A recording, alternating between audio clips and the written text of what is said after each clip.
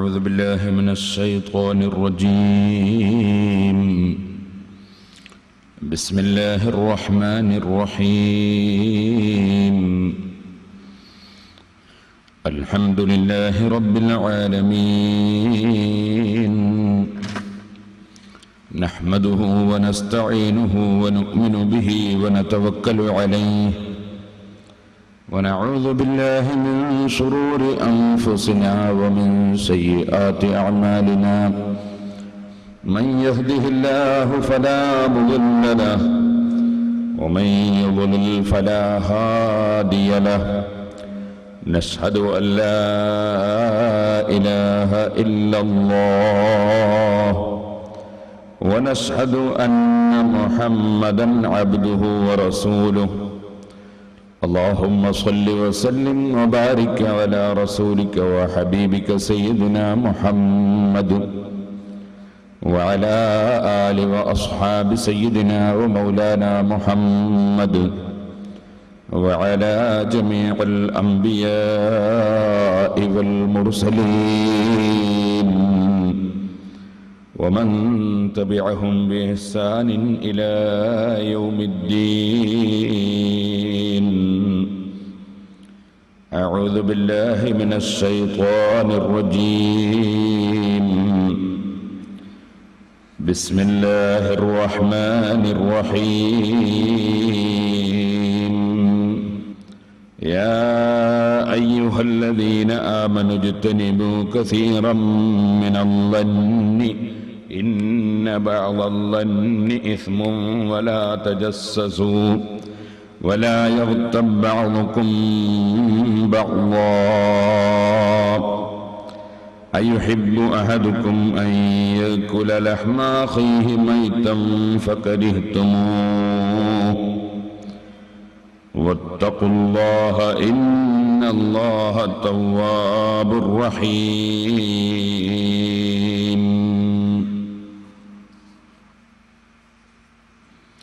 صدق الله العلي العظيم. صدق وبلغ رسوله النبي الكريم، ونحن على ذلك من الشاهدين الشاكرين، والحمد لله رب العالمين.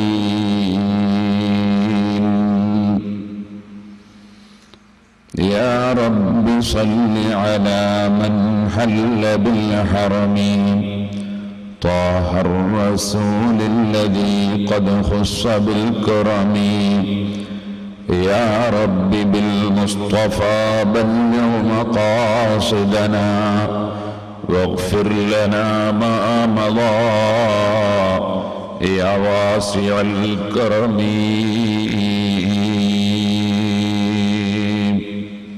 ബഹുമാനികളെ, അല്ലാഹുവിൻ്റെ മഹത്തായ അനുഗ്രഹം കൊണ്ട്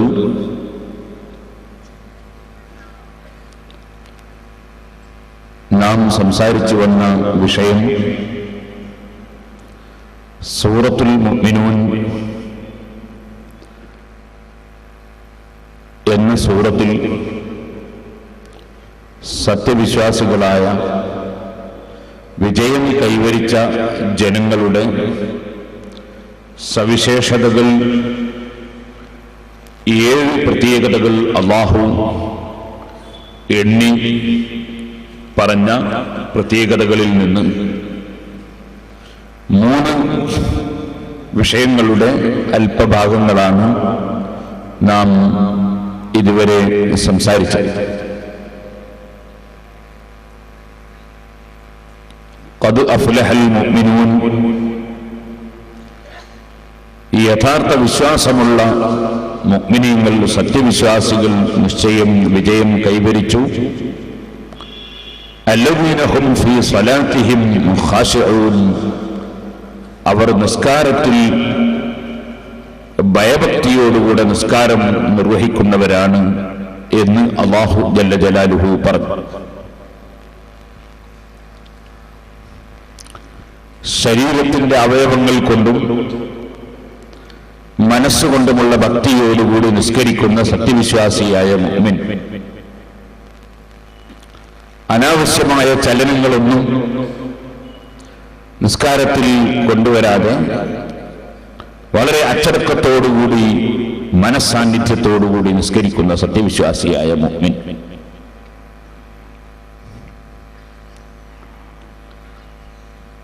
അതോടുകൂടി അല്ലാഹു ജല്ല ജലാലുഹു വല്ലദീന ഹും അനിൽ ലഗ്വി മുഅ്രിദൂൻ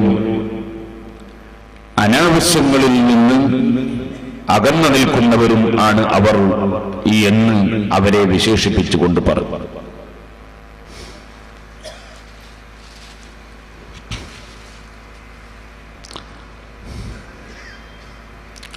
വല്ലദീന ഹും അനിൽ ലഗ്വി മുഅ്രിദൂൻ അനാവശ്യങ്ങളിൽ നിന്ന് തിരിഞ്ഞു കളഞ്ഞുകൊണ്ട് ജീവിക്കുന്നവർ. അതാണ് ഇന്നലെ നാം പ്രധാനമായും സംസാരിച്ചത്. സാധാരണയായി അല്ലാഹു ജല്ല ജലാലുഹു വിജയികളായ ആളുകളെ സംബന്ധിച്ച് പറയുന്ന സ്ഥലത്ത് ഈമാൻ പറഞ്ഞു കഴിഞ്ഞാൽ നിസ്കാരം പറയും. നിസ്കാരം പറഞ്ഞു കഴിഞ്ഞാൽ സകാത്തിനെ സംബന്ധിച്ച് പറയും.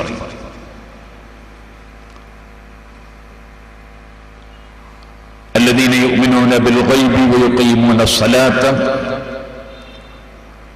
എന്ന് അല്ലാഹു സുബ്ഹാനഹു വ തആല പറഞ്ഞതിന് ശേഷം വമിമ്മാ റസഖ്നാഹും യുൻഫിഖൂൻ നമ്മൾ നൽകിയതിൽ നിന്ന് ചെലവഴിക്കുന്നവർ എന്നിങ്ങനെ നിസ്കാരം പറഞ്ഞ ഉടനെ സാമ്പത്തിക രംഗത്ത് ക്ലിയറായി ജീവിക്കുകയും അല്ലാഹു കൽപ്പിച്ചതിൽ ചെലവഴിക്കുകയും ചെയ്യുന്നവർ എന്ന് പറയുന്ന സ്വഭാവം പരിശുദ്ധ ഖുർആനിൽ പലയിടത്തും നമുക്ക് കാണാം. അല്ലദീന യുഖീമൂന സ്വലാത്ത വയുഊതൂന സക്കാത്ത് നിസ്കാരം നിർവഹിക്കുന്നവർ, മുറക്ക് നിർവഹിക്കുന്നവർ, സക്കാത്ത് നൽകുന്നവർ പരിശുദ്ധ ഖുർആന്റെ സാധാരണ ശൈലിയാണ്. എന്നാൽ ഇവിടെ അല്ലാഹു സുബ്ഹാനഹു വ തആല മുഅ്മിനീങ്ങളായ ആളുകൾ വിജയം കൈവരിച്ചു, അവർ നിസ്കാരം ഭക്തിപൂർവം നിസ്കരിക്കുന്നവരാണ് എന്ന് പറഞ്ഞ ഉടനെ സക്കാത്തിനെ സംബന്ധിച്ച് സാമ്പത്തികമായ വിഷയത്തെക്കുറിച്ച് പറയുന്നതിന് മുമ്പ് വല്ലദീന ഹും അനിൽ ലഗ്വി മുഅ്രിദൂൻ എന്ന് പറഞ്ഞു. അങ്ങനെ പറയാനുള്ള കാരണം പണ്ഡിതന്മാർ ഉണർത്തി, യഥാർത്ഥത്തിൽ ഭയഭക്തിയോടുകൂടെ നിസ്കരിക്കുന്ന ആളുകൾ അവർ അനാവശ്യങ്ങളിൽ നിന്ന് തിരിഞ്ഞു കളയുന്നവരായിരിക്കും. ഭക്തിയോടെ നിസ്കരിക്കുക എന്ന് പറയുന്നത് തന്നെ നിസ്കാരത്തിൽ ആവശ്യമില്ലാത്ത വിഷയങ്ങളിൽ നിന്ന് മനുഷ്യന്മാരെ നിൽക്കലാണല്ലോ. ഉദാഹരണം പറഞ്ഞാൽ സമി അല്ലാഹു ലിമൻ ഹമിദ എന്ന് പറഞ്ഞ് കൈ താഴ്ത്തിയിരുന്ന ഒരു വ്യക്തി കൈ താഴ്ത്തി അവിടെ വെക്കുകയാണ് വേണ്ടത്. പക്ഷേ പല ആളുകളുടെയും നിസ്കാരത്തിൽ നമ്മൾ കാണുന്നത് സമി അല്ലാഹു ലിമൻ ഹമിദ എന്ന് പറഞ്ഞ ശേഷം ഈ കൈ അങ്ങോട്ടും ഇങ്ങോട്ടും ഇങ്ങനെ ആട്ടും. അവൻ അറിഞ്ഞോ അറിയാതെയോ കൈ ഇങ്ങനെ ആട്ടും. പലപ്പോഴും അതുകൊണ്ട് നിസ്കാരം ബാത്തിലായിപ്പോയി.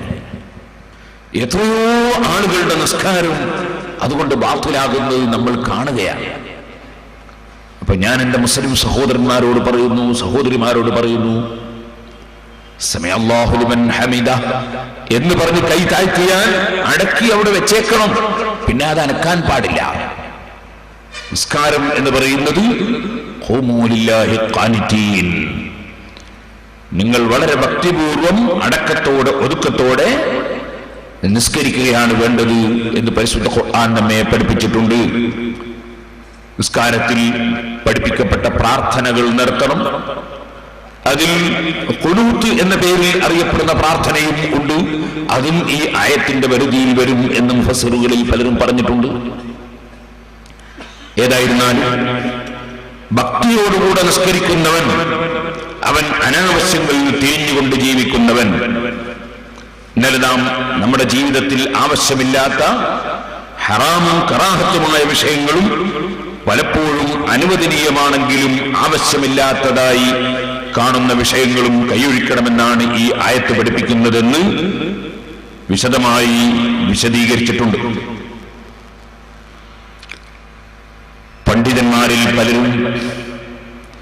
ഈ ആയത്തിന്റെ തഫ്സീർ പറയുന്ന സമയത്ത്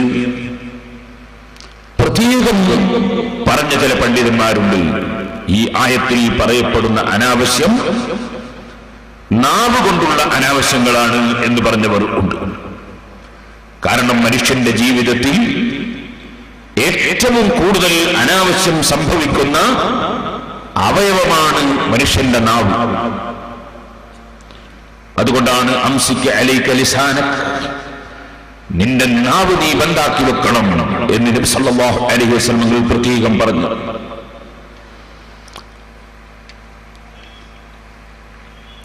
ഓ നബിയേ,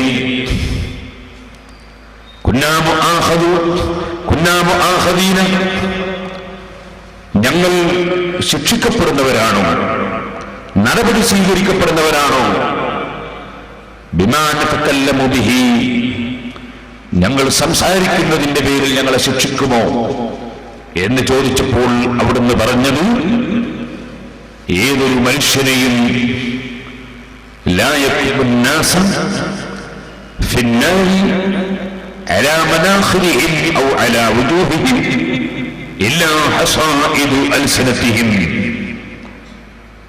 ഹൽ യകുബു നാസ, മനുഷ്യരെ മുഖം കുത്തി തള്ളിയിടുന്നത് എന്താണ്? അല്ലാഹുവിന്റെ ഭയാനകമായ നരകത്തിൽ മനുഷ്യനെ മുഖം കുത്തി തള്ളിയിടുന്നത്, മൂക്കുത്തി തള്ളിയിടുന്ന വിഷയം ഇല്ലാ ഹസായിദു അൽസിനതിഹിം, അവരുടെ നാവ് കൊണ്ട് സംസാരിക്കുന്ന സംസാരങ്ങളാണ്, നാവ് കൊണ്ട് കൊയ്തിടുന്ന കഥകളാണ് എന്നാണ് നബി സല്ലല്ലാഹു അലൈഹി വസല്ലം തങ്ങൾ അതിനെ സംബന്ധിച്ച് പറഞ്ഞത്. അപ്പൊ ഏറ്റവും കൂടുതൽ വിജയം കൈവരിക്കാൻ ആഗ്രഹിക്കുന്ന, സ്വർഗം ലഭിക്കാൻ ആഗ്രഹിക്കുന്ന മനുഷ്യൻ ഏറ്റവും കൂടുതൽ ശ്രദ്ധിക്കേണ്ട അവയവമാണ് മനുഷ്യന്റെ നാവ്. കളവ് പറയുക മോമിനായ മനുഷ്യന് ഒരിക്കലും ചേർന്നതല്ല. നബി സല്ലല്ലാഹു അലൈഹി വസല്ലം തങ്ങളോട് ഒരാൾ ചോദിച്ചു, ഓ നബിയെ, മുഅ്മിനായ മനുഷ്യൻ വ്യഭിചരിക്കുമോ? അവിടുന്ന് പറഞ്ഞു, ഒരു ദുർബല നിമിഷത്തിൽ അങ്ങനെ ഒരു വ്യഭിചാരം ഒരു മുഅ്മിനായ മനുഷ്യന്റെ ജീവിതത്തിൽ സംഭവിച്ചുകൂടത്തമില്ല.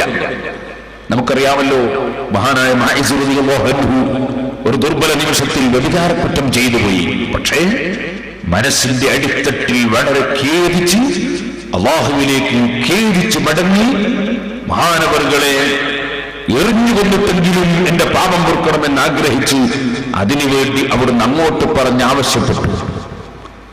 മുഅ്മിനാണ്. ഒരു ദുർബല നിമിഷത്തിൽ അങ്ങനെ സംഭവിച്ചു പോയി. അങ്ങനെ സംഭവിക്കാം. അങ്ങനെ പലതും ചോദിച്ച കൂട്ടത്തിൽ ചോദിച്ചു, ഒരു മുഅ്മിനായ മനുഷ്യൻ കദ്ദാബാകുമോ, ധാരാളം കളവ് പറയുന്നവനാകുമോ? അവിടുന്ന് പറഞ്ഞു, ഇല്ല. മുഅ്മിനായ മനുഷ്യൻ ധാരാളം കള്ളം പറയുന്നവനാവുക എന്നതുണ്ടാവുകയില്ല. എന്ന് പറഞ്ഞാൽ കടുത്ത മുനാഫിഖിന്റെ വളരെ ശക്തിയായ ലക്ഷണമാണ് കളവ് പറയുക എന്നത്. അതുകൊണ്ട് തന്നെ നമ്മൾ ഒരിക്കലും കളവ് പറയാൻ പാടില്ല. മഹാനായ ഇമാം ഹുജ്ജത്തുൽ ഇസ്ലാം അബൂ ഹമീദ് അൽ ഗസാലി റളിയല്ലാഹു അൻഹു പറഞ്ഞു, ചെറിയ കുട്ടികളെ, വാ മോനെ നിനക്ക് ഇന്നത് തരാം എന്ന് പറഞ്ഞിട്ട് ചില ഉമ്മമാര് കുട്ടികളെ വിളിക്കാറുണ്ട്. അടുത്ത് നോക്കിയാൽ അതൊന്നും കൊടുക്കലുണ്ടാവില്ല. അതുപോലെ തന്നെ ചിലപ്പോ നിന്നെ ഞാൻ ഇന്ന സ്ഥലത്ത് പോകുമ്പോ കൂട്ടും, നിന്നെ കൊണ്ടുപോകും എന്ന് പറയാറുണ്ട്. ചിലപ്പോൾ കൊണ്ടുപോകാൻ ഉദ്ദേശിച്ചിട്ടുണ്ടാവില്ല. അതും കളവിന്റെ ഇനത്തിൽപ്പെട്ടതാണ്. സ്ത്രീകളെ, നിങ്ങളെ ചെറിയ മക്കളോടും നിങ്ങൾ കളവ് പറയരുത്.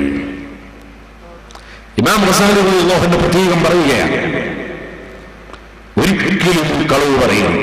തമാശക്ക് പോലും കളവ് പറയരുത്. പറയുന്നത് സത്യം മാത്രമേ പറയാവൂ. സത്യം മനുഷ്യനെ നന്മയിലേക്കും നന്മ മനുഷ്യനെ സ്വർഗത്തിലേക്കും എത്തിക്കും. കളവ് മനുഷ്യനെ തിന്മയിലേക്കും തിന്മ മനുഷ്യനെ നരകത്തിലേക്കും എത്തിക്കും. ഇതുപോലെ മറ്റൊരാളുടെ കുറ്റവും കുറവും പറയുക. ഒരാളെയും അവൻ ഇഷ്ടപ്പെടാത്ത കാര്യം നാം പറയും. ഇഷ്ടപ്പെടാത്തത് പറയുന്നതിനാണ് ഗീബത്ത് എന്ന് പറയുന്നത്. അത് പറയുന്നത് ഉള്ളതാണെങ്കിലോ ഉള്ളത് പറയുന്നതിന് തന്നെയാണ് ഗീബത്ത് എന്ന് പറയുന്നത്. ഇല്ലാത്തത് പറയുന്നതിന്റെ പേര് കളവ് പറയുക എന്നാണ്.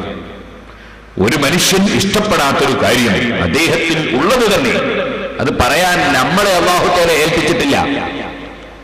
അത് പറയാൻ വേണ്ടി അല്ലാഹു നമുക്ക് നാവും തന്നിട്ടില്ല.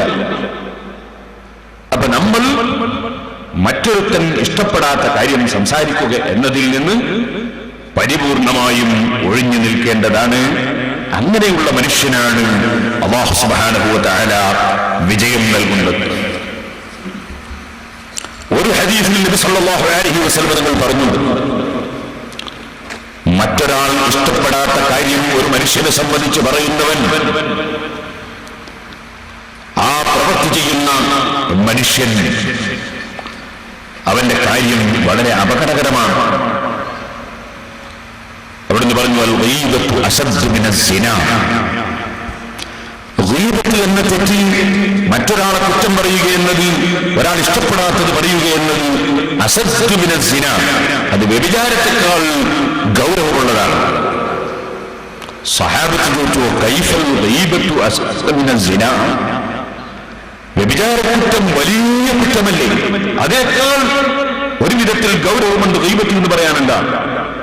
നബി സല്ലല്ലാഹു അലൈഹി വസല്ലം പറഞ്ഞു, ഇന്നർ റജുല ലയസ്നി ഫയതൂബു ഫയതൂബുല്ലാഹു അലൈഹി.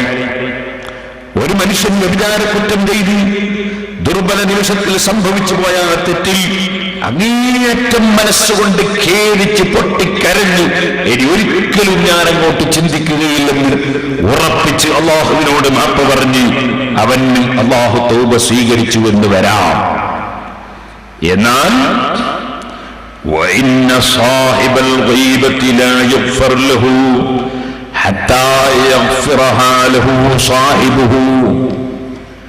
നമ്മൾ ആര് ഇഷ്ടപ്പെടാത്തതാണോ പറഞ്ഞിട്ടുള്ളത്, ആ മനുഷ്യൻ നമുക്ക് അത് പൊറത്തു തരാത്ത കാലത്തോളം, നമ്മൾ ആരെയാണോ പറഞ്ഞത് ആ പറയപ്പെട്ടവൻ പൊറത്തു തരാത്ത കാലത്തോളം അല്ലാഹു നമുക്കത് പൊറുക്കുകയില്ല.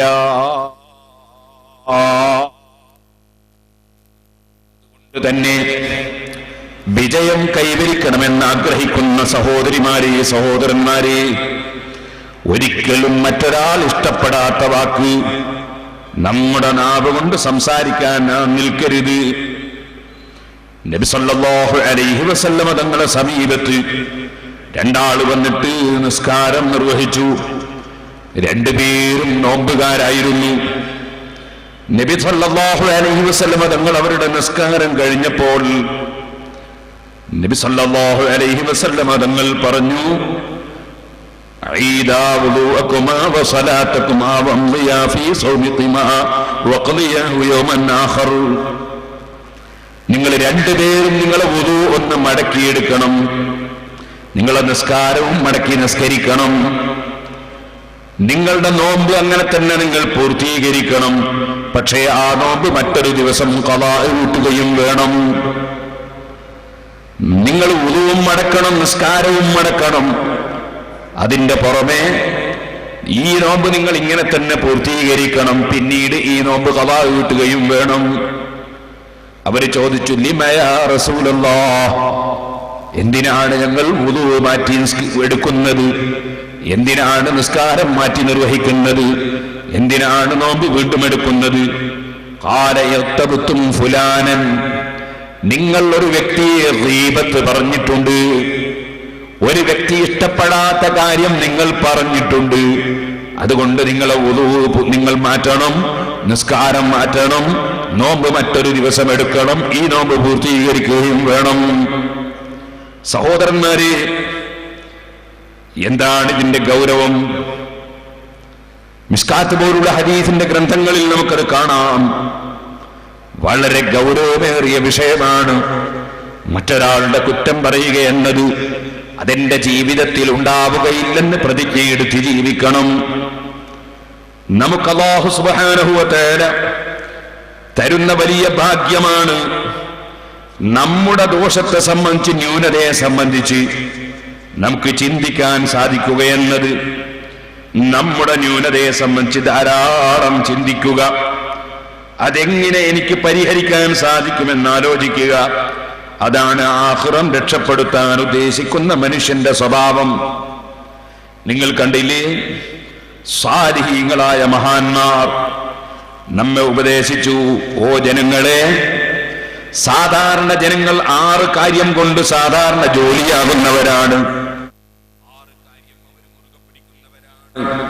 നിങ്ങൾ ആഖിറം ചിന്തിക്കുന്നവരാണെങ്കിൽ മറ്റൊരു കാര്യം നിങ്ങളും മുറുകെ പിടിക്കണം. അതെന്താണ്? ഇദസ്തഗലന്നാസു ബികസറത്തിൽ അമാലി ഫസ്തഗിലു അൻതും ബിഹുസ്നിൽ അമാൽ. പല ജനങ്ങളും കുറെ അമൽ ചെയ്യണം, കുറെ പ്രവർത്തിക്കണമെന്ന് ചിന്തിക്കുമ്പോ ഫസ്തഗിലു അൻതും ബിഹുസ്നിൽ അമാൽ, നിങ്ങൾ ചെയ്യുന്ന പ്രവർത്തനം ശരിയായ നിലയ്ക്ക് ചെയ്യണം, ചെയ്യുന്ന പ്രവർത്തനം നല്ല നിലയ്ക്ക് ചെയ്യണം എന്ന നിലയ്ക്ക് നിങ്ങൾ ചിന്തിച്ച് പ്രവർത്തിക്കണം. കുറെ ചെയ്യുന്നതിനേക്കാൾ ആലോചിക്കേണ്ടത് ചെയ്യുന്ന കാര്യം ഭംഗിയാക്കി ചെയ്യാനാണ്. വസാനി 6ൽ 2ാമത്തെ കാര്യം, ഇദസ്തഗലന്നാസു ബിൽ ഫളാഇലി ഫസ്തഗിലു അൻതും ബിഇത്മാമിൽ ഫറാഇലി. ജനങ്ങൾ പലരും ബഹുമാനമുള്ള നിലക്ക് കാര്യം ചെയ്യാൻ വേണ്ടി ശ്രമിക്കുമ്പോ നിങ്ങൾ അത് ശ്രമിക്കുന്നത് മോശമായതുകൊണ്ടല്ല, നിങ്ങളുടെ ഫർള് വീടുന്ന നിലക്ക് ഏത് കാര്യവും ചെയ്യുന്നതിൽ നിങ്ങൾ ശ്രദ്ധ പതിപ്പിക്കണം. ഫർള് വീടാത്ത രൂപത്തിലായി പോകരുത്. ഉദാഹരണത്തിന് സഹോദരന്മാരെ, ഹജ്ജിന് പോയി തവാഫ് ചെയ്യുന്ന സമയത്ത് ആ തവാഫ് വുളൂ മുറിയാതെ, ഒരന്യ പെണ്ണിനെ തൊട്ടുപോകാതെ, ഒരന്യ പുരുഷനെ പെണ്ണ് തൊട്ടുപോകാതെ ഷർത്തും ഫർളും ഒപ്പിച്ച് തവാഫ് ചെയ്യാൻ വേണ്ടി ശ്രമിക്കണം. മറ്റു പലരും ചിലപ്പോൾ ഏട് നോക്കിയിട്ട് ഇങ്ങനെ ചൊല്ലുന്ന തിരക്കിൽ അന്യപെണ്ണിനെ തൊട്ടുപോവുകയാണ്, അല്ലെങ്കിൽ അന്യപെണ്ണ് തൊടുകയാണ്, അന്യപെണ്ണിനെ മുട്ടിപ്പോവുകയാണ്. അല്ലെങ്കിൽ നന്നായി അതേ ഇർത്തിബാഅ് ചെയ്തുകൊണ്ട് മനുഷ്യൻ തവാഫ് ചെയ്യുന്ന സമയത്ത് പൂനൂൽ വേഷം കെട്ടുക എന്ന് പറഞ്ഞ് തുണിയിടുന്നൊരു രൂപമുണ്ടല്ലോ, ആ രൂപം സ്വീകരിക്കുമ്പോൾ ചുമലിൽ അന്യപെണ്ണ് വന്ന് തൊടാൻ കാരണമാവുകയാണ്. ഇങ്ങനെ വരുമ്പോൾ നിങ്ങളെ ഹജ്ജും തവാഫും ബാത്തുലാകാതെ ചെയ്യാൻ എങ്ങനെ സാധിക്കുമെന്നതാണ് ആലോചിക്കേണ്ടത്. ബഹുമാനമുള്ള കാര്യങ്ങൾ ചെയ്യുന്നത് കൊണ്ട് ഫർളിന് കേടുവരുമെങ്കിൽ ഫർള് കേടുവരാതെ ചെയ്യാൻ എങ്ങനെ സാധിക്കുമെന്നാണ് കൂടുതൽ ശ്രദ്ധിക്കേണ്ടത്. ഇദസ്തഗലന്നാസു ബിൽ ഫളാഇലി ഫസ്തഗിലു അൻതും ബിഇത്മാമിൽ ഫറാഇൽ. ഇതുപോലെ 3ാമത്തെ കാര്യം, ഇദസ്തഗലന്നാസു ബിഇസ്ലാഹിൽ അലാനിയതി ഫസ്തഗിലു അൻതും ബിഇസ്ലാഹിസ് സിരി. ജനങ്ങൾക്കിടയിൽ നല്ലവനായി പരസ്യ ജീവിതം നന്നാക്കാൻ പലരും പരിശ്രമിക്കുമ്പോൾ ഫസ്തഗിലു അൻതും ബിഇസ്ലാഹിസ് സിരി, രഹസ്യ ജീവിതം നന്നാക്കാൻ വേണ്ടി നിങ്ങൾ ഏറ്റവും കൂടുതൽ ശ്രദ്ധിക്കണം.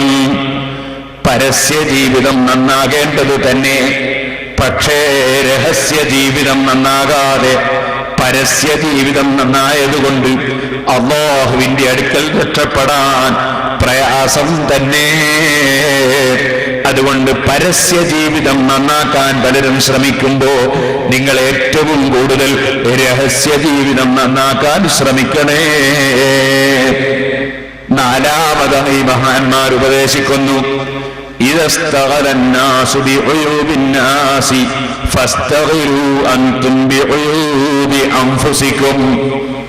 ജനങ്ങൾ പലരും മറ്റുള്ളവന്റെ കുറ്റമെന്ത്, മറ്റുള്ളവന്റെ കുറവെന്ത്, അവന്റെ തകരാറെന്ത് എന്ന് ചിന്തിക്കുകയും അതിനെ സംബന്ധിച്ച് ജോലിയാവുകയും ചെയ്യുമ്പോ മറ്റുള്ളവന്റെ കുറ്റവും കുറവും കൊണ്ട് ജോലിയാകുന്നതിന് പകരം ഫസ്തഗിലു അൻതും ബിഉയൂബി അൻഫുസികും, നിങ്ങൾ നിങ്ങളുടെ സ്വന്തം ശരീരങ്ങളുടെ ന്യൂനതകൾ എന്താണ്, ദൗർബല്യങ്ങൾ എന്താണ്, സ്വന്തം ശരീരത്തിന്റെ തകരാറെന്താണ്, അത് ചിന്തിച്ച് അത് നന്നാക്കാൻ വേണ്ടി ഏറ്റവും കൂടുതൽ പരിശ്രമിക്കണേ.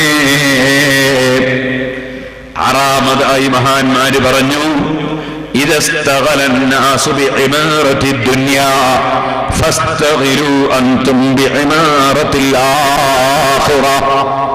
ജനങ്ങൾ പലരും ദുന്യാവ് നേടാൻ വേണ്ടി, ദുന്യാവ് പരിചരിക്കാൻ വേണ്ടി, ഭൗതിക ലോകത്ത് ധാരാളം ആഡംബരങ്ങൾ ഉണ്ടാക്കാൻ വേണ്ടി, ദുന്യാവിൽ ധാരാളം ബിൽഡിങ്ങുകൾ നിർമ്മിക്കാൻ വേണ്ടി, ഈ ഭൗതികമായ ലോകത്ത് ധാരാളം പലതും ചെയ്ത് ഈ ഭൗതിക ലോകത്തെ പരിപാലിക്കാൻ വേണ്ടി പരിശ്രമം നടത്തുമ്പോൾ ഫസ്തഗിറു അൻതും ബിഇമാറത്തിൽ ആഖിറ, നിങ്ങൾ പാരത്രിക ലോകത്തേക്ക് ബിൽഡിംഗ് നിർമ്മിക്കാൻ, പാരത്രിക ലോകത്തേക്ക് കൃഷി ചെയ്യാൻ, പാരത്രിക ലോകത്തേക്ക് ആവശ്യമായത് നേടിയെടുക്കാൻ അതിന്റെ പരിശ്രമങ്ങളുമായി ജോലിയാകണം. ആറാമതായി പറഞ്ഞത്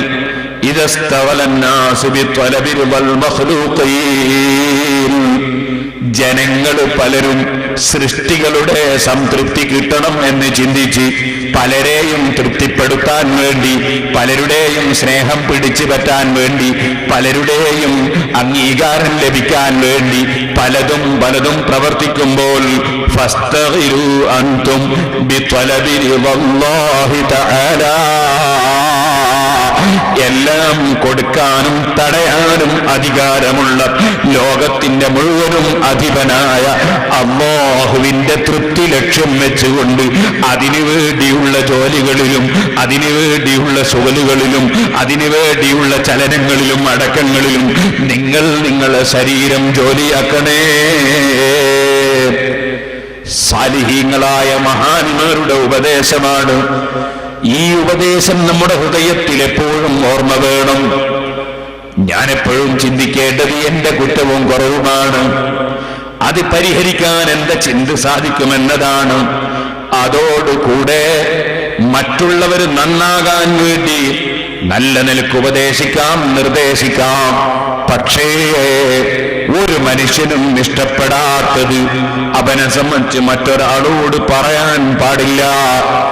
ഇത് പ്രത്യേകമായി അതാ പരിശുദ്ധ ദീനുൽ ഇസ്ലാം നമ്മെ പഠിപ്പിക്കുന്നു. അത് വലിയ അപകടം ചെയ്യുന്ന കാര്യമാണെന്ന് മാത്രമല്ല, നിങ്ങൾക്കറിയാമല്ലോ, അറുക്കാതെ തിന്നാൻ പറ്റുന്ന ജീവികളാണ് ജറാദും മത്സ്യവും. എന്നാൽ അറുത്താൽ തിന്നാൻ പറ്റുന്ന ജീവികളാണ് ആടും പശുവും ഒട്ടകവുമൊക്കെ. എന്നാൽ അറുത്താലും അറുത്തില്ലെങ്കിലും ഒരിക്കലും ഒരു മനുഷ്യനും തിന്നാൻ ഇഷ്ടപ്പെടാത്ത മാംസവും ഒരിക്കലും തന്നെ ആക്രമിക്കാൻ ഒരു നിലക്കും പാടില്ലാത്ത ജീവിയും ഒരിക്കലും ഒരു ശല്യവും ചെയ്യാൻ പറ്റാത്ത ജീവിയുമാണല്ലോ മനുഷ്യനെന്ന് പറയുന്നത്. ആ മനുഷ്യനെ തിന്നാൻ വകുപ്പില്ലല്ലോ. എന്നാൽ ആ മനുഷ്യന്റെ ശരീരത്തിലെ മാംസം ചത്തതിന് ശേഷം ആ മനുഷ്യന്റെ ശരീരത്തിലെ ശവത്തിൽ നിന്ന് പറിച്ച് തിന്നുന്നതിനോടല്ലേ പരിശുദ്ധ ഖുർആൻ മറ്റൊരു മനുഷ്യൻ ഇഷ്ടപ്പെടാത്തത് പറയുന്നതിനെ സംബന്ധിച്ച് ഖുർആൻ ഉപമിച്ചതെന്താണ്? നിങ്ങളൊരാളും മറ്റൊരാൾ ഇഷ്ടപ്പെടാത്തത് പറയരുത് കേട്ടോ എന്ന് പറഞ്ഞിട്ട് അല്ലാഹുവിന്റെ ചോദ്യം, അതെ, അയുഹിബ്ബു അഹദുക്കും അയ്യകുല ലഹ്മ അഖീഹി മൈതാ ഫകരിഹ്തുമൂ, നിങ്ങളുടെ സഹോദരനായ ഒരു മനുഷ്യന്റെ മാംസം ചത്തുപോയ നിലക്ക് തിന്നുന്നത്, ശവമായ നിലക്ക് തിന്നുന്നത് നിങ്ങൾ ഇഷ്ടപ്പെടുന്നുണ്ടോ? അത് നിങ്ങൾ വെറുക്കുന്നില്ലേ? എന്നാൽ അതിനേക്കാൾ മനസ്സുകൊണ്ട് വെറുക്കേണ്ട കാര്യമാണ് മറ്റൊരു മനുഷ്യനെ സംബന്ധിച്ച് കുറ്റം പറയുന്നത്. ഇനി ഞാൻ ചോദിക്കട്ടെ സഹോദരന്മാരെ, മറ്റൊരാൾ ഇഷ്ടപ്പെടാത്ത വാക്കുകൾ സംസാരിക്കുന്ന സമയത്ത് അതിൽ പങ്കുചേർന്ന് സംസാരിക്കുന്നവരില്ലേ? അതിന് ആവേശം പകരുന്നവരില്ലേ? അവിടെ വെച്ച് കൈയടിക്കുന്നവരില്ലേ? അതിനുവേണ്ടി മറ്റൊരാളെ കുറ്റം പറയുന്ന സമയത്ത് അത് കേട്ടിരുന്ന് കൊടുക്കുന്നവരില്ലേ? വാസ്തവത്തിൽ മറ്റൊരു മനുഷ്യന്റെ ശവം തിന്നുന്ന സമയത്ത് അതിൽ ഭാഗവാക്കാകുന്ന പ്രവർത്തനമല്ലേ ഗീബത്ത് പറയുന്ന സദസ്സിലിരിക്കുന്നവൻ ചെയ്യുന്നത്? ഇത് ഇതിനേക്കാൾ വലിയൊരു തെറ്റായ കാര്യവും ഇത്രയും മോശമായൊരു കാര്യവും വേറെ പറയേണ്ടതുണ്ടോ? കേട്ടിട്ടില്ലേ സഹോദരന്മാരെ? മഹാനായ അഷ്റഫുൽ ഖൽഖ് ത്വാഹ മുഹമ്മദുർ റസൂലുള്ളാഹി സല്ലല്ലാഹു അലൈഹി വസല്ലമ തങ്ങൾക്ക് ഈ ആയത്തിറങ്ങാൻ തന്നെ കാരണം എന്തായിരുന്നു? പണക്കാരും ഐശ്വര്യമുള്ളവരുമായ ജനങ്ങളുടെ കൂടെ പാവപ്പെട്ട ആളുകളെയും കൂടി പറഞ്ഞേച്ചു കൊടുത്തുകൊണ്ട് ഐശ്വര്യക്കാരായ ആളുകളുടെ ഭക്ഷണം പാകം ചെയ്യുകയും അതുപോലെ അവർക്ക് വേണ്ട ഒത്താശകൾ ചെയ്തു കൊടുക്കുകയും ചെയ്യുന്ന പാവപ്പെട്ട മനുഷ്യന്, പാവപ്പെട്ട സഹാബിക്ക് ഭക്ഷണം നൽകാൻ ഐശ്വര്യമുള്ളവരെ ഏൽപ്പിക്കുന്നൊരു പതിവ് നബി സല്ലല്ലാഹു അലൈഹി വസല്ലം തങ്ങൾക്കുണ്ടായിരുന്നു. അങ്ങനെ മഹാനായ സൽമാനുൽ ഫാരിസി റളിയല്ലാഹു അൻഹു മദീന നിവാസി അല്ലല്ലോ. സൽമാനുൽ ഫാരിസി റളിയല്ലാഹു അൻഹുവിനെ അതാ രണ്ട് സഹാബികളുടെ കൂടെ നബി സല്ലല്ലാഹു അലൈഹി വസല്ലം തങ്ങൾ അയച്ചു കൊടുത്തു. അവർ രണ്ടാളും ഒരു യാത്രയിൽ മഹാനായ സൽമാനുൽ ഫാരിസി റളിയല്ലാഹു അൻഹുവിന്റെ കൂടെ അങ്ങ് പോയി. ഭക്ഷണം പാകം ചെയ്യാനുള്ള ഉത്തരവാദിത്വം ഏറ്റെടുത്തത് സൽമാൻ റളിയല്ലാഹു അൻഹുവാണ്. പക്ഷേ മഹാനവറുകൾ ഭക്ഷണം പാകം ചെയ്യാതെ അന്നത്തെ ദിവസം ക്ഷീണത്തോടെ ഉറങ്ങിപ്പോയി. സുബ്ഹാനല്ലാഹ്. ഭക്ഷണം ആവശ്യമായ സമയം നോക്കുമ്പോ ഭക്ഷണം അവരുടെ കൈവശത്തിലില്ല. സൽമാനുൽ ഫാരിസി റളിയല്ലാഹു അൻഹുവിന് ഭക്ഷണം കൊടുക്കാൻ സാധിച്ചില്ല. ഞാൻ ഉറങ്ങിപ്പോയി എന്നുള്ളതുപോലെ വിവരമെന്ന് പറഞ്ഞു. ആ സമയത്ത് മഹാനായ സൽമാനുൽ ഫാരിസി റളിയല്ലാഹു അൻഹുവിനോട് അവര് പറഞ്ഞു, എന്നാൽ നിങ്ങൾ നേതാവായ നബി സല്ലല്ലാഹു അലൈഹി വസല്ലമ തങ്ങളെ കണ്ടൊരൽപ്പം ഭക്ഷണത്തിന് ആവശ്യപ്പെടണം. നബി സല്ലല്ലാഹു അലൈഹി വസല്ലമ തങ്ങളുടെ സമീപത്തേക്ക് സൽമാൻ റളിയല്ലാഹു അൻഹു ചെന്നു. അല്ലാഹുവിന്റെ റസൂല് പറഞ്ഞു, ഉസാമത്ത് ബിൻ സെയ്ദ് അദ്ദേഹമാണ് അതാ സ്റ്റോർ കീപ്പറായി ഭക്ഷണം പാകം ചെയ്യുകയും ഭക്ഷണം വിതരണം ചെയ്യുകയും ചെയ്യുന്ന സ്ഥലത്ത് ക്യാൻറ്റീനിന്റെ ഉത്തരവാദിത്വമുള്ളത് ബഹുമാനപ്പെട്ടവർക്കാണ്. ആ ഉസാമത്തിനോട് പോയി ഭക്ഷണമുണ്ടോ എന്ന് നിങ്ങൾ ചോദിക്കൂ. മഹാനായ സൽമാനുൽ ഫാരിസി റളിയല്ലാഹു അൻഹു ഭക്ഷണവും അതുപോലെ കഴിക്കുന്ന ഭക്ഷണത്തിന് കൂട്ടാനുമായി വല്ലതും അവിടെ ഉണ്ടെങ്കിൽ അദ്ദേഹം തരുമെന്ന് പറഞ്ഞപ്പോ മഹാനായ സൽമാൻ റളിയല്ലാഹു അൻഹു അങ്ങോട്ട് ചെന്നു. ചെന്നപ്പോൾ ഉസാമ റളിയല്ലാഹു അൻഹു പറഞ്ഞു, ഇവിടെ ഒന്നും ബാക്കിയില്ല, നിങ്ങൾക്ക് നൽകാൻ ഇവിടെ ഭക്ഷണമൊന്നും ബാക്കിയില്ല. സൽമാനുൽ ഫാരിസി റളിയല്ലാഹു അൻഹു അവിടുന്ന് മടങ്ങി വന്നിട്ട് പറഞ്ഞു, ഇല്ല, അവരുടെ അടുക്കൽ ഭക്ഷണം ഇല്ല. നബി സല്ലല്ലാഹു അലൈഹി വസല്ലം തങ്ങളുടെ അടുക്കൽ ഭക്ഷണം ഇല്ല. സുബ്ഹാനല്ലാഹ്. ആ സമയത്ത് ഈ രണ്ടാളുകളും പറഞ്ഞു, ഉസാമ ഉണ്ടായിട്ട് തരാഞ്ഞിട്ടാണ്, അല്ലാഹുവിന്റെ റസൂൽ കാരുണ്യത്തോടെ തരാൻ പറഞ്ഞതാണ്, എന്നിട്ട് ഓഫീസിലുള്ള ആള് കൊടുക്കാഞ്ഞിട്ടാണ്. പലപ്പോഴും ചിലപ്പോൾ നമുക്ക് തോന്നും, വളരെ മാനമായി കൈകാര്യം ചെയ്യുന്ന വലിയ നേതാക്കന്മാരോ അല്ലെങ്കിൽ പണ്ഡിതന്മാരോ അവരുടെ ഓഫീസിൽ നിന്നൊരു കാര്യം കിട്ടിയില്ലെങ്കിൽ ഓഫീസിൽ ഇരിക്കുന്നവരെ കുറ്റം പറയുന്നവരില്ലേ, ക്യാൻറ്റീനിൽ ഇരിക്കുന്നവരെ കുറ്റം പറയുന്നവരില്ലേ, അവരുമായി ഇടപഴകി എപ്പോഴും ജീവിക്കുന്നവരെ കുറ്റം പറയുന്നവരില്ലേ, യാഥാർത്ഥ്യം ചിന്തിക്കാതെ പറയുന്നവരില്ലേ, അതിൽ പലപ്പോഴും സാധാരണക്കാരും അല്ലാത്തവരും പെട്ടുപോകാറില്ലേ. ഇപ്പോൾ ഞാനതിലേക്ക് കടന്ന് സംസാരിക്കുന്നില്ല. ഉസാമ റളിയല്ലാഹു അൻഹു കൊടുക്കാഞ്ഞിട്ടാണെന്നവർ പറഞ്ഞു. അപ്പൊ മഹാനായ സൽമാനുൽ ഫാരിസി തങ്ങളോട് ഇവര് രണ്ടുപേരും പറഞ്ഞു, നിങ്ങൾ എന്നാൽ ഏതെങ്കിലും സഹാബികളുടെ കയ്യിൽ വല്ല ഭക്ഷണവുമുണ്ടോ എന്നൊന്ന് നോക്കൂ. ബഹുമാനപ്പെട്ടവര് പലരുടെയും സമീപത്തേക്ക് ചെന്ന് നോക്കി. ഒരു സ്ഥലത്തു നിന്നും ഭക്ഷണം കിട്ടാതെയായപ്പോ ഇവര് സൽമാനുൽ ഫാരിസി റളിയല്ലാഹു അൻഹുവിനോട് പറഞ്ഞു, ലൗ ബഅസ്നാക ഇലാ ബിഇരിൻ സംഹദിൻ ലഗാറ മാഉഹാ. സൽമാനെ, നന്നായി ഉറക്കുന്ന കിണറ്റിന്റെ സമീപത്തേക്ക് വെള്ളമെടുക്കാൻ നിന്നെ പറഞ്ഞേച്ചാൽ നീയാണ് പോകുന്നതെങ്കിൽ കിണറ്റിലെ വെള്ളവും പറ്റിപ്പോകും. നീ അങ്ങനത്തെ ഒരാളാണ്, എവിടെ ചെന്നാലും നിന്നെ പറഞ്ഞേച്ചാൽ ഒന്നും കിട്ടൂല. നന്നായി ഉറവുള്ള കിണറാണെങ്കിലും നീ ചെന്നാൽ ആ ഉറവും പറ്റിപ്പോകും. അങ്ങനത്തെ ഒരു മനുഷ്യനാണ് നീ. എന്നങ്ങ് പറഞ്ഞു. സുബ്ഹാനല്ലാഹ്, എന്തൊരു വേദന തോന്നിയിട്ടുണ്ടാകും സൽമാൻ റളിയല്ലാഹു അൻഹുവിന്റെ മനസ്സിന്. പിന്നീട് ഈ രണ്ട് കക്ഷികളും ഇറങ്ങിയിട്ട് അതാ ഉസാമയുടെ അടുക്കൽ, അതാ ഭക്ഷണത്തിന്റെ സ്റ്റോർ കീപ്പറുടെ അടുക്കൽ ഭക്ഷണമുണ്ടോ എന്ന് മെല്ലെ എത്തി നോക്കാനും ചുഴന്നന്വേഷിച്ച് നോക്കാനും തുടങ്ങി. അപ്പോഴാണ് സഹോദരന്മാരെ അതാ നബി സല്ലല്ലാഹു അലൈഹി വസല്ലം തങ്ങളെ സമീപത്തേക്ക് അങ്ങനെ ചെയ്തതിന് ശേഷം അവരിങ്ങ് വന്നപ്പോ അല്ലാഹുവിന്റെ റസൂൽ അവരെ മുഖത്ത് നോക്കി ചോദിക്കുകയാണ്,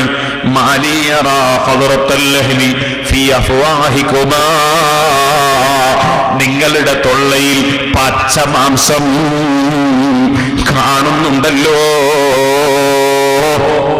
അപ്പോഴാണ് അവർ പറഞ്ഞു, വല്ലാഹി യാ റസൂലല്ലാഹ് മാ തനാവൽനാ യൗമനാ ഹാദാ ലഹ്മൻ, ഞങ്ങൾ ഇന്നത്തെ ദിവസം ഒരു മാംസവും കഴിച്ചിട്ടില്ല, ഒരു ഭക്ഷണവും കഴിച്ചിട്ടില്ല. നബി സല്ലല്ലാഹു അലൈഹി വസല്ലം തങ്ങൾ പറഞ്ഞു, വലം തുമാ ബിഅഖ്ലി ലഹ്മി സൽമാൻ വ ഉസാമ, നിങ്ങൾ സൽമാനുൽ ഫാരിസിയുടെയും ഉസാമത്ത് ബിൻ സയ്യിദിന്റെയും മാംസം തിന്ന് വരികയല്ലേ. സുബ്ഹാനല്ലാഹ്. സഹോദരന്മാരെ, ഒരിക്കലും തന്നെ മറ്റൊരാൾ ഇഷ്ടപ്പെടാത്ത കാര്യം ഒരാളെ സംബന്ധിച്ചും സംസാരിക്കരുത്. വേറെ ഒരു മനുഷ്യന്റെ ന്യൂനത എന്താണെന്ന് കണ്ടെത്താൻ വേണ്ടി ചുഴന്നന്വേഷിക്കുന്ന സ്വഭാവവും ഉണ്ടാകരുത്. തെറ്റ് ചെയ്തതായി നമുക്ക് ബോധ്യപ്പെട്ടാൽ അവനെ സ്വകാര്യം വിളിച്ച് ഉപദേശിക്കാൻ ശ്രമിക്കണം, സ്വകാര്യം വിളിച്ച് നന്നാക്കാൻ വേണ്ടി ശ്രമിക്കണം. അല്ലാതെ ഒരു മനുഷ്യനെ കുറവാക്കി സംസാരിക്കുന്നത് ഇസ്ലാം അനുവദിക്കുന്നില്ല. നേരെ മറിച്ച് ഏതെങ്കിലും ഒരു മനുഷ്യൻ ഇങ്ങോട്ട് കുറവാക്കി സംസാരിച്ചിട്ടുണ്ടെങ്കിൽ അത്രയും അവന് വേണമെങ്കിൽ അങ്ങോട്ടും പറയാം, എന്നാലും പറയാതിരിക്കുന്നതാണ് ഉത്തമം. നേരെ മറിച്ച് ഒരിക്കലും തന്നെ ഇങ്ങോട്ട് പറയാത്ത ഒരു മനുഷ്യനെ ഒരു നിലക്കും അങ്ങോട്ട് പറയാൻ ഒരു വകുപ്പും ഒരു വിഷയത്തിലുമില്ല. ഇക്കാര്യം പ്രത്യേകം നാം ശ്രദ്ധിക്കേണ്ടതാണ്. ഗീബത്ത് പറഞ്ഞതുകൊണ്ട് ഒരു മനുഷ്യൻ നന്നാവുകയില്ല. മനുഷ്യൻ നന്നാകാൻ വളരെ നല്ല നിലക്കവനെ ഉപദേശിക്കുകയാണ് ആവശ്യം. ഉപദേശിക്കുന്ന ഒരു മനുഷ്യനോട് പറഞ്ഞ് മനസ്സിലാക്കി കൊടുക്കാൻ വേണ്ടി ഉണർത്തുകയോ, അല്ലെങ്കിൽ ഒരു രാജാവും അധികാരസ്ഥനും മനുഷ്യനോട് ചെയ്യുന്ന തെറ്റ് നിർത്തിക്കാൻ അധികാരമുള്ള അധികാരിയോട് അദ്ദേഹം അത് നിർത്തിക്കാൻ വേണ്ടി ആവശ്യപ്പെടുന്നതോ, അല്ലെങ്കിൽ ഒരു മനുഷ്യൻ നല്ലവനാണെന്ന് മനസ്സിലാക്കി അവൻ പറയുന്നതും അവൻ സാക്ഷിയാകുന്നതുമായ കാര്യങ്ങൾ സത്യമാണെന്ന് ജനങ്ങൾക്ക് തെറ്റിദ്ധാരണ ഉണ്ടാകുമെന്ന് വന്നാൽ ആ തെറ്റിദ്ധാരണ തിരുത്താൻ വേണ്ടി അദ്ദേഹത്തിന് ഇന്ന തകരാറുണ്ടെന്ന് മനസ്സിലാക്കി കൊടുക്കുന്നതോ അത് തെറ്റായ കാര്യമല്ലെന്ന് ഇമാം ഗസാലി റളിയല്ലാഹു അൻഹു അവിടുന്ന് രേഖപ്പെടുത്തിയിട്ടുണ്ട്. അതുപോലെ നമ്മളോടൊരു മനുഷ്യൻ അതാ ഒരു ജോലിക്ക് നിർത്താൻ വേണ്ടി ഒരാളെ സംബന്ധിച്ച് അന്വേഷിക്കുമ്പോ, അല്ലെങ്കിൽ മകളുടെ ഭർത്താവായി സ്വീകരിക്കാൻ അന്വേഷിക്കുമ്പോ, അല്ലെങ്കിൽ ഭാര്യയായി സ്വീകരിക്കാൻ അന്വേഷിക്കുമ്പോ അവിടെ സത്യം ഒരു നിലക്കും മൂടി വെക്കാൻ പാടില്ല. ചോദിച്ചാൽ അതിന്റെ മറുപടി പറയണം. ഉദാഹരണത്തിന്, ഒരു പ്രാവശ്യം വിവാഹം ചെയ്യപ്പെട്ട സ്ത്രീയാണെങ്കിൽ, പെണ്ണാണെങ്കിൽ, ആ പെണ്ണിന്റെ ഒരു നിക്കാഹിന് വേണ്ടി ഒരു ചെറുപ്പക്കാരൻ ഒരുങ്ങുമ്പോ ആ പെണ്ണ് മുമ്പൊരിക്കൽ നിക്കാഹ് ചെയ്യപ്പെട്ട പെണ്ണാണോ എന്ന് ചോദിക്കുമ്പോ അതേ, ഒരിക്കൽ നിക്കാഹ് നടന്നതാണെന്ന് സത്യം പറയണം.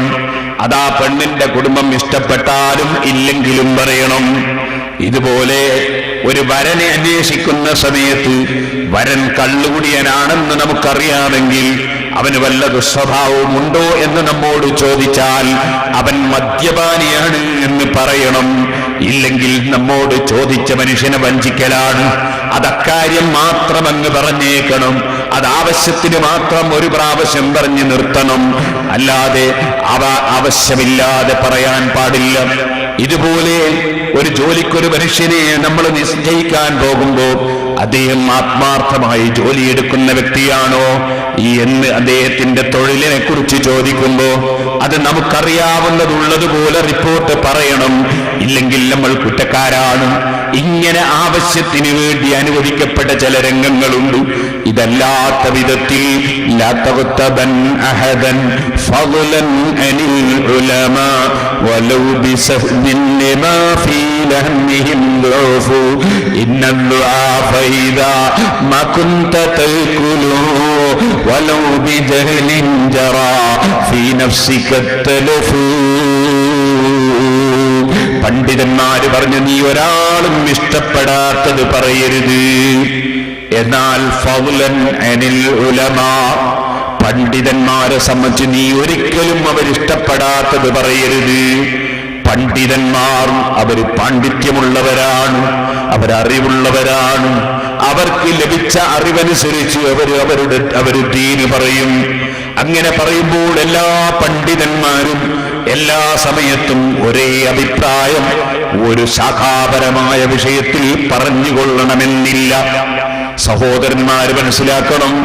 2 ദിവസം മുമ്പ് ഞാൻ നിങ്ങളോട് പ്രസംഗിക്കുമ്പോൾ പറഞ്ഞു, നിസ്കരിക്കുന്ന സമയത്ത് കൈവെക്കുന്നതിനെ സംബന്ധിച്ച് 3 അഭിപ്രായമാണ് പണ്ഡിതന്മാർക്കുള്ളത്. ഒന്ന് നെഞ്ഞിന്റെ ചുവട് പൊക്കിളിന്റെ മേലെ, മറ്റൊന്ന് തീരെ താഴ്ത്തിയിടലാണ്, മറ്റൊന്ന് അതാ പൊക്കിളിന്റെയും ചുവടവെക്കലാണ്.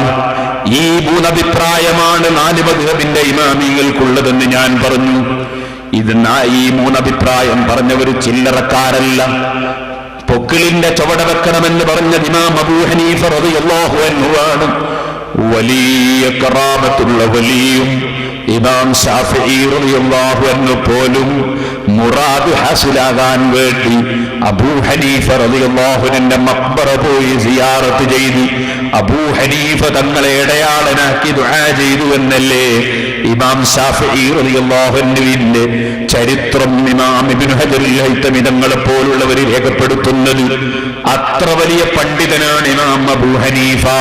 പക്ഷേ മഹാനവറുകൾ പൊക്കിളിന്റെ ചുവടെയാണ് നിസ്കരിക്കുന്നവൻ കൈവെക്കേണ്ടതെന്ന് പറയുന്നു. എന്നാൽ ഇമാം ശാഫിഈ റളിയല്ലാഹു അൻഹു പൊക്കിളിന്റെ മേലെ നെഞ്ഞിന്റെ ചുവടെ കൈവെക്കണമെന്ന് പറയുന്നു. അതിന് അവർക്കുള്ള തെളിവെന്താണ്? നബി സല്ലല്ലാഹു അലൈഹി വസല്ലമ തങ്ങൾ അതേ കൈവച്ചു അലാ സദ്രിഹി, നെഞ്ഞിന്റെ അടുക്കൽ കൈവച്ചു എന്ന് ഹദീസിലുണ്ട്. നെഞ്ഞിന്റെ അടുക്കൽ എന്നാണ് ആ വാക്കിന്റെ അർത്ഥം. അത് ശാഫിഈ മദ്ഹബിലെ ഇമാമിങ്ങളൊക്കെ വിശദീകരിച്ചിട്ടുണ്ട്. ഇമാം മഹല്ലി വിശദീകരിച്ചിട്ടുണ്ട്. അതുപോലെ പല പണ്ഡിതന്മാരും വിശദീകരിച്ചിട്ടുണ്ട്. കാരണം എന്താണ്? ഇമാം ബസ്സാർ റിപ്പോർട്ട് ചെയ്ത മറ്റൊരു ഹദീസിൽ ഇൻദ സദ്രിഹി, നെഞ്ഞിന്റെ അടുക്കൽ കൈവെക്കുക എന്ന് പറഞ്ഞിട്ടുണ്ട്. അപ്പൊ നെഞ്ഞിന്റെ അടുക്കൽ കൈവെക്കുക എന്ന ഒരു റിപ്പോർട്ടിലും അലാ സദ്രിഹി എന്ന് മറ്റൊരു റിപ്പോർട്ടിലും വരുമ്പോൾ ഇമാം ശാഫിഈ റളിയല്ലാഹു അൻഹുവിനെ പോലെ അറബി അറിയുന്ന പണ്ഡിതന്മാർ അവര് വിശദീകരിക്കുന്നു, അല എന്ന വാക്കിന് പലപ്പോഴും അറബിയിൽ അടുക്കൽ എന്നർത്ഥമുണ്ട്. പലപ്പോഴും നമ്മൾ കാണും ദഖൽതു അലൻ നബി സല്ലല്ലാഹു അലൈഹി വസല്ലം, ബുഖാരിയിൽ കാണാം ഞാൻ അല്ലാഹുവിന്റെ റസൂലിന്റെ അടുക്കൽ കയറി ചെന്നു. അവിടെ അല എന്ന വാക്കിനർത്ഥം അടുക്കൽ എന്നാണ്. ഇതുപോലെ പരിശുദ്ധ ഖുർആനിൽ കാണാം ഇദ്ഹും അലൈഹാ ഖുഊദ്, മുഅ്മിനീങ്ങളെ തീയിലിട്ട് കരിക്കാൻ ഉദ്ദേശിച്ചിരുന്ന ശത്രുക്കൾ വഹും അലൈഹാ ഖുഊദ്, ആ തീക്കുണ്ടാരത്തിന്റെ അടുക്കൽ ഇരുന്നു. എന്തിനു വേണ്ടിയിരുന്നു? പന്ത് കളിക്കുന്നത് കാണാൻ, ഫുട്ബോൾ കാണാൻ വേണ്ടി ഗാലറിയിൽ ഇരിക്കുന്നത് പോലെ മുഅ്മിനീങ്ങളെ തീയിലിട്ട് കരിക്കുന്നത് കാണാൻ തീയിന്റെ സമീപത്ത് ശത്രുക്കളിരുന്നു. അതിനെ സംബന്ധിച്ച് ഖുർആൻ പറഞ്ഞു വഹും അലൈഹാ ഖുഊദ്, അവർ തീയിന്റെ അടുക്കൽ ഇരിക്കുന്നവരാണ്. ഇതുപോലെ മൂസാ നബി അലൈഹിസ്സലാം പറഞ്ഞു ഔ അജിദു അലന്നാരി ഹുദൻ, ഞാൻ ആ കാണുന്ന തീയിന്റെ സമീപത്ത് ഞാൻ നമുക്ക് വഴി കാണിച്ചു തരുന്നവനെ കണ്ടെത്തിച്ചേക്കും. അപ്പൊ അടുക്കൽ എന്ന അർത്ഥത്തിൽ ഖുർആനിലും ഹദീസിലും അല എന്ന വാക്ക് ധാരാളം വന്നിട്ടുണ്ട്. ഇവിടെയാണെങ്കിൽ ഇൻദ സദ്രിഹി, നെഞ്ഞിന്റെ അടുക്കൽ എന്ന് തന്നെ ഇമാം ബസാറിന്റെ റിപ്പോർട്ടുമുണ്ട്. അതുകൊണ്ട് അലാ സദ്രിഹി എന്ന ഹദീസിന്റെ ശരിയായ വ്യാഖ്യാനം നെഞ്ഞിന്റെ ചുവടെ കൈവെക്കണമെന്നാണെന്ന് ഹദീസുകളൊക്കെയും മനഃപ്പാഠം പഠിക്കുകയും അറബി ഭാഷ നന്നായി മനസ്സിലാക്കുകയും ഖുർആനും ഹദീസും നന്നായി ഗ്രഹിക്കുകയും ചെയ്ത ഇമാം ശാഫിഈ റളിയല്ലാഹു അൻഹു പറഞ്ഞു, എന്നാൽ സഹോദരന്മാരെ, നിങ്ങൾ ഓർക്കണം, ഇതേ സമയത്ത് ബഹുമാനപ്പെട്ട മഹാനായ ഇമാം മാലിക് റളിയല്ലാഹു അൻഹു കൈ തീരെ താഴ്ത്തിയിടുന്നതിന് കുഴപ്പമില്ല, കൈ താഴ്ത്തിയിടാമെന്ന അഭിപ്രായം പറഞ്ഞിട്ടുണ്ട്. അപ്പൊ മൂന്ന് അഭിപ്രായമല്ലാതെ നാലാമത്തൊരഭിപ്രായം 4 മദ്ഹബിന്റെ ഇമാമിയങ്ങളും ഉണ്ടായിട്ട് 3 അഭിപ്രായം മാത്രമേ കൈവെക്കുന്നതിനെ സംബന്ധിച്ചുണ്ടായുള്ളൂ.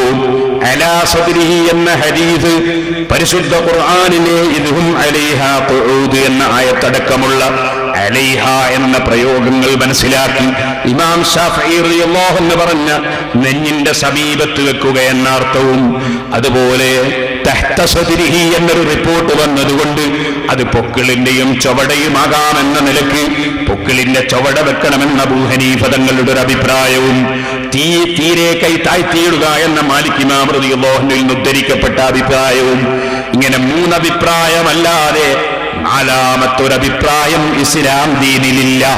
അതുകൊണ്ട് തന്നെ ശർഹ് അബൂ ദാവൂദിന്റെ ശർഹ് ബദലുൽ മജ്ഹൂദിൽ കാണാം, ഈ 3അല്ലാത്ത 4മത്തൊരഭിപ്രായം നെഞ്ഞിന്റെ മേലെ കൈവെക്കണമെന്ന് വല്ലവരും പറഞ്ഞാൽ ഖാരിജും മിൻ മദാഹിബിൽ മുസ്ലിമീൻ, മുസ്ലിമീങ്ങളുടെ സർവ മദ്ഹബിന്റെയും പുറത്തുള്ള പുതിയ അഭിപ്രായമാണ്. അത് മുസ്ലിമീങ്ങളുടെ നിസ്കാരത്തിലെ കൈവെപ്പിന്റെ സ്വഭാവമല്ല. അബൂ ദാവൂദിന്റെ ശറഹിൽ കാണാം. ഇവിടെ ഞാൻ നിങ്ങളോട് പറഞ്ഞു വരുന്നത്, നമ്മുടെ 4 മദ്ഹബിന്റെ ഇമാമിങ്ങളിൽ 3 അഭിപ്രായം വന്നതിന്റെ പേരിൽ അവരാക്ഷേപിക്കാൻ വകുപ്പുണ്ടോ, കുറ്റം പറയാൻ വകുപ്പുണ്ടോ? വകുപ്പില്ലെന്ന് മാത്രമല്ല, അവർ പരസ്പരം തന്നെ വലിയ ബഹുമാനത്തോടുകൂടെ ജീവിച്ചു. അഹ്മദ് ഇബ്നു ഹംബൽ റളിയല്ലാഹു അൻഹു ശാഫിഈ ഇമാം റളിയല്ലാഹു അൻഹുവിനെ എത്രയാണ് ബഹുമാനിച്ചത്. ഇമാം ശാഫിഈ അഹ്മദ് ഇബ്നു ഹംബൽ ധരിച്ച കുപ്പായം പോലും കഴുകിയിട്ടതിന്റെ വെള്ളം ഉപയോഗിച്ചു എന്നാണ് പറയുന്നത്. യഥാർത്ഥത്തിൽ ശാഫിഈ ഇമാം തങ്ങളുടെ ശിഷ്യനാണ് അഹ്മദ് ഇബ്നു ഹംബൽ. ആ ഇമാം ശാഫിഈ റളിയല്ലാഹു അൻഹുവിന്റെ ഗുരുവര്യരാണ്. ഇമാം മാലിക് റളിയല്ലാഹു അൻഹു വലിയ ബഹുമാനമാണ്, പരസ്പരം ബഹുമാനമാണ്. എല്ലാവരും ബഹുമാനിക്കുന്ന പണ്ഡിതനാണ് അബൂ ഹനീഫ. ഇങ്ങനെ സർവ്വ ഇമാമിയങ്ങളും ശാഖാപരമായ വിഷയങ്ങളിൽ മസ്അല തർക്കങ്ങൾ ഉള്ളതോടുകൂടി തന്നെ അവര് പരസ്പരം വലിയ ബഹുമാനമാണ്. ആരും ആരെയും ആക്ഷേപിക്കുന്നില്ല, ആരും ആരെയും കുറ്റം പറയുന്നില്ല. ഒരു സാധാരണക്കാരനോടും ഒരു പണ്ഡിതൻ മറ്റൊരു പണ്ഡിതനെ ഇകഴ്ത്തി സംസാരിക്കുന്നില്ല. ഇത് 4 മദ്ഹബിന്റെ ഇമാമിങ്ങൾക്കിടയിൽ മാത്രമുള്ള സ്വഭാവമല്ല. നിങ്ങൾ മനസ്സിലാക്കണം. അതിന്റെ താഴോട്ട് വന്നാൽ സുജൂദ് ചെയ്യുന്ന സമയത്ത് കാലിന്റെ വിരലിന്റെ പള്ള നിലത്ത് കുത്തിവെക്കണമെന്നാണ് ഇമാം നബവി റളിയല്ലാഹു അൻഹുവിന്റെ പക്ഷം. ഇല്ലെങ്കിൽ നിസ്കാരം ബാത്തിലാണെന്നാണ്. എന്നാൽ ഇമാം റാഫിഈ റളിയല്ലാഹു അൻഹുവിന്റെ പക്ഷം കാലിന്റെ വിരലിന്റെ പള്ള കുത്തിയില്ലെങ്കിലും നിസ്കാരം സഹീഹാകുമെന്നാണ്. ശാഫിഈ മദ്ഹബിലെ പ്രഗത്ഭരായ 2 പണ്ഡിതന്മാരാണ്. പ്രബലമായ അഭിപ്രായം കാലിന്റെ വിരലിന്റെ പള്ള കുത്തിവെക്കണമെന്നാണ്. അങ്ങനെയാണ് നിസ്കരിക്കേണ്ടത്. പക്ഷേ പണ്ഡിതന്മാർക്കിടയിൽ അവിടെ 2 അഭിപ്രായമുണ്ട്. പക്ഷേ 2 പേരും നിങ്ങൾ ഓർക്കണം, ഇമാം നബവി റളിയല്ലാഹു അൻഹു റാഫി ഇമാം റളിയല്ലാഹു അൻഹുവിന്റെ കറാമത്ത് പറയുകയാണ്, റാഫി ഇമാമിന്റെ ബഹുമാനം പറയുകയാണ്.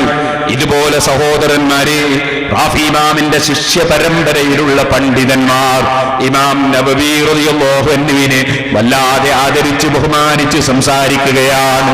ഇതുപോലെ മഹാനായ ഇബ്നു ഹജറുൽ ഹൈതമി റളിയല്ലാഹു അൻഹു, ഇമാം റംലി റളിയല്ലാഹു അൻഹു ബറാഅത്ത് സൂറത്തിന്റെ തുടക്കത്തിൽ ബിസ്മി ചൊല്ലിയാൽ ഹറാമാണെന്ന് ഒരാൾ പറയുന്നു, കറാഹത്താണെന്ന് മറ്റൊരാൾ പറയുന്നു. സുബ്ഹാനല്ലാഹ്. പക്ഷേ 2 പണ്ഡിതന്മാരെയും ഒരുപോലെ ആദരിക്കപ്പെടുന്നു. ഇങ്ങനെ ലോകത്ത് നിങ്ങൾക്ക് കാണാം. ഈ അടുത്ത കാലം വരെ മഹാന്മാരായ സുന്നത്ത് ജമാഅത്തിന്റെ പണ്ഡിതന്മാർക്കിടയിൽ ശാഖാപരമായ അഭിപ്രായ വ്യത്യാസങ്ങൾ മസ്അലയിൽ ഉണ്ടായാൽ അതിന്റെ പേരിൽ പരസ്പരം ചീത്ത പറയലോ തെറി പറയലോ, അതിന്റെ പേരിൽ ചെറിയ കുരുന്നു ഹൃദയങ്ങളോട് മറ്റൊരു പണ്ഡിതനെ ആക്ഷേപിച്ച് സംസാരിച്ച് ചെറിയ മക്കളുടെ ഹൃദയത്തിൽ പണ്ഡിതന്മാരെ സംബന്ധിച്ചുള്ള മതിപ്പ് കുറക്കലോ, പണ്ഡിതന്മാരെ ആക്ഷേപിക്കുന്നവരായി മുസ്ലിം മക്കളെ വളർത്തിയെടുക്കലോ നമ്മുടെ സമുദായത്തിലില്ലായിരുന്നു. പക്ഷേ ആഖിറം ചിന്തിക്കുന്നതിന് പകരം ഭൗതിക ചിന്ത പലപ്പോഴും ഖൽബിലേക്ക് കടന്ന് ഓരോരുത്തരും അവനവന്റെ കക്ഷികളിൽ ആളെ ചേർക്കണമെന്ന ചിന്തയിൽ ആഖിറം മറന്നുകൊണ്ടുള്ള പ്രവർത്തന രംഗത്ത് വന്നപ്പോൾ പലപ്പോഴും അല്ലാഹ് ഹലാലാക്കിയതാണോ സംസാരിക്കുന്നത്, അപ്പുറത്തെ പണ്ഡിതന് ഇഷ്ടപ്പെടുന്നതാണോ സംസാരിക്കുന്നത്, റബ്ബിന്റെ അടുക്കൽ കുടുങ്ങുന്നതാണോ പറയുന്നത്? ഈ ചിന്തയില്ലാതെ ശാഖാപരമായ വിഷയങ്ങളുടെ പേരിൽ പരസ്പരം കടുത്ത ആക്ഷേപങ്ങളും ഗീബത്തുകളും നമീമത്തുകളും ഫിത്നകളും ഫസാദുകളും പാരവെക്കലും തുടങ്ങിയ ഒരു കാലഘട്ടമായി ഈ കാലഘട്ടം അതപ്പതിച്ചു പോയി കേട്ടോ. അല്ലാഹു ജല്ല ജലാലുഹു നമ്മുടെ സമുദായത്തിന് മുൻഗാമികളുടെ വഴി പിന്തുടർന്ന് ജീവിച്ച് നന്നാകാൻ തൗഫീഖ് നൽകട്ടെ. സഹോദരന്മാരെ, ഞാനിപ്പോൾ അതിലേക്ക് കടന്ന് സംസാരിക്കുന്നില്ല. ബഹുമാനപ്പെട്ട ഇമാം നവവി റളിയല്ലാഹു അൻഹു അവിടുന്ന് പറഞ്ഞു, താടിയും മീശയും മുളക്കാത്ത ഭംഗിയുള്ള ആൺകുട്ടികളുടെ മുഖത്ത് നോക്കൽ ഹറാമാണ്. മുഖത്ത് നോക്കൽ തന്നെ ഹറാമാണ്. അത് വികാരമുണ്ടെങ്കിലും ഇല്ലെങ്കിലും ഹറാമാണ്. അത് ഇമാം നവവി റളിയല്ലാഹു അൻഹുവിന്റെ പക്ഷമാണ്.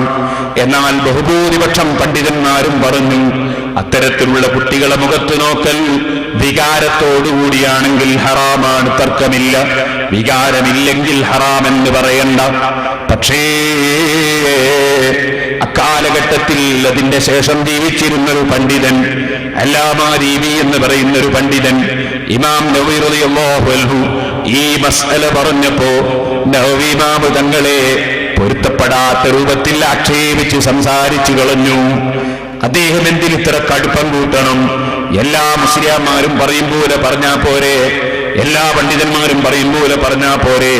അദ്ദേഹത്തിന് എന്തിനിത്ര കടുപ്പം കൂട്ടണമെന്നതിൽ നവവി ഇമാം തങ്ങൾ ഇഷ്ടപ്പെടാത്ത വാക്ക് അല്ലാമാ രീമി തങ്ങൾ പറഞ്ഞുപോയി. അതിന്റെ പേരിൽ ചരിത്രം രേഖപ്പെടുത്തുന്നത് കാണാം.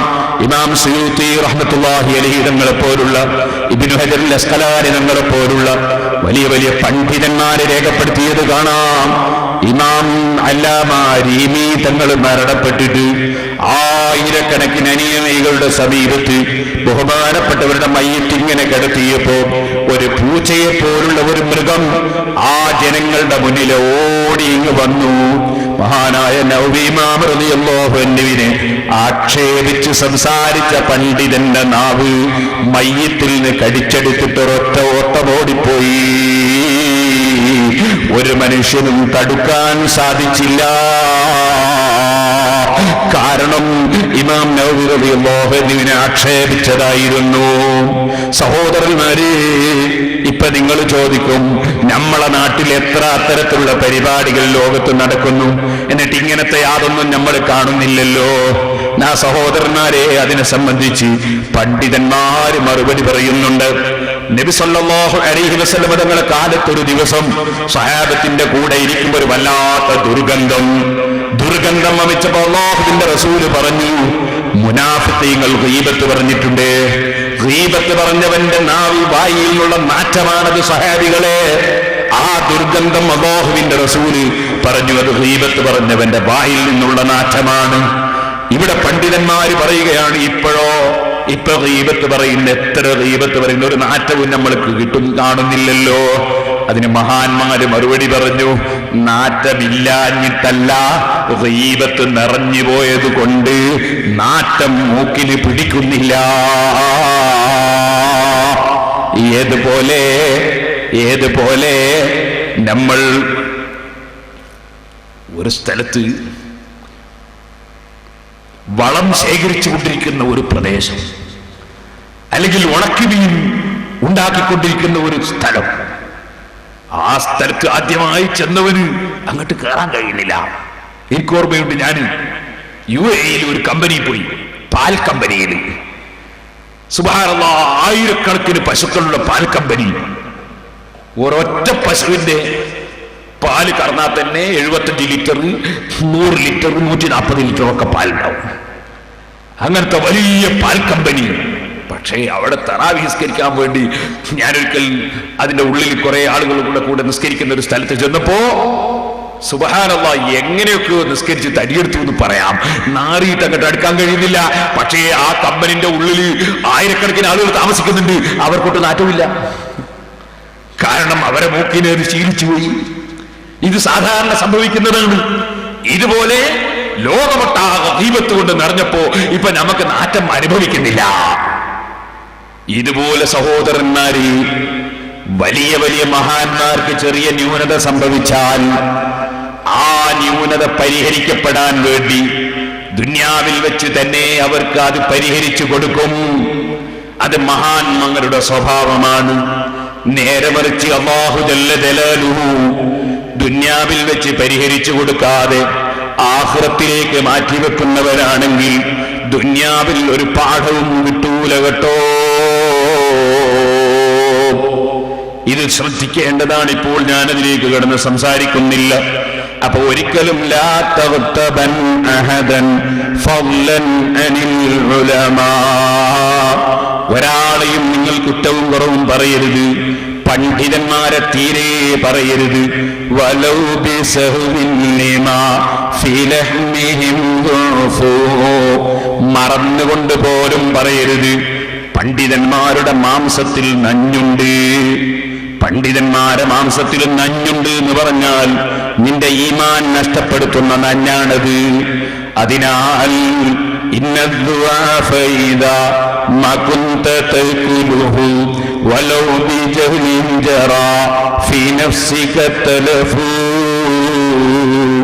വസ്തുത അറിയാതെയാണ് നീ പറഞ്ഞതെങ്കിലും പണ്ഡിതനെ കുറ്റം പറഞ്ഞു നീ മരിച്ചുപോയാൽ നഞ്ഞുവയറ്റിലായിട്ട് ശരീരത്തിന് അപകടം വരുന്നത് പോലെ നിന്റെ ആത്മീയതയ്ക്ക് തകരാറ് സംഭവിച്ചു പോയി, നിന്റെ ഈമാനിന് കേടുവന്നുപോയി. അതുകൊണ്ട് വളരെ ഗൗരവത്തോടെ ചിന്തിക്കണേ മുസ്ലിമീങ്ങളെ. അഹ്ലുസുന്നത്തി വൽ ജമാഅത്തിൽ വിശ്വസിക്കുന്ന പണ്ഡിതന്മാർ അവർ ഏത് ചില്ലറ മസ്അലകളിൽ അഭിപ്രായ വ്യത്യാസമുണ്ടായാലും അവരെത്ര സംഘടനകളിൽ പിരിഞ്ഞാലും പണ്ഡിതന്മാരെ ചീത്ത പറയുകയോ നിസ്സാരപ്പെടുത്തുകയോ ഗീബത്ത് പറയുകയോ ചെയ്യുന്നൊരു സ്വഭാവം നമ്മുടെ ജീവിതത്തിൽ ഉണ്ടാകരുത്. അത് നമുക്ക് ഗുണത്തേക്കേറെ ദോഷമല്ലാതെ ചെയ്യുകയില്ല. ഒരിക്കലും തന്നെ അല്ലാഹുവിലുള്ള വിശ്വാസത്തിന് പകരം മറ്റൊരു സൃഷ്ടിയിലും നമ്മളെ വിശ്വാസം കൊണ്ടുപോയി പിടിച്ചു കെട്ടരുത്. കൊടുക്കുന്നവൻ അള്ളയാണ്, തടയുന്നവൻ അള്ളയാണ്. അതുകൊണ്ട് തന്നെ സഹോദരാ, ഒരു ദീനീ പ്രവർത്തന രംഗത്തും അള്ളാഹ് അനുവദിക്കാത്ത മാർഗം നീ സ്വീകരിക്കുകയുമരുത്. ഇതേത് പ്രവർത്തകന്മാരുടെയും മനസ്സിലുണ്ടാകണമെന്ന് സാന്ദർഭികമായി ഇവിടെ ഉണർത്തുകയാണ്. ഞാൻ മറ്റു വിഷയങ്ങളിലേക്ക് കടക്കട്ടെ സഹോദരന്മാരെ. ഞാൻ ഒരു സ്ഥലത്ത് കല്യാണത്തിൽ തിരിച്ചു വരുമ്പോൾ എന്റെ ഡ്രൈവർ എന്നോട് പറഞ്ഞു, നിങ്ങൾ ഈ അടുത്ത് കണ്ണൂർ ജില്ലയിൽ ഒരു സ്ഥലത്ത് പ്രസംഗിച്ചു.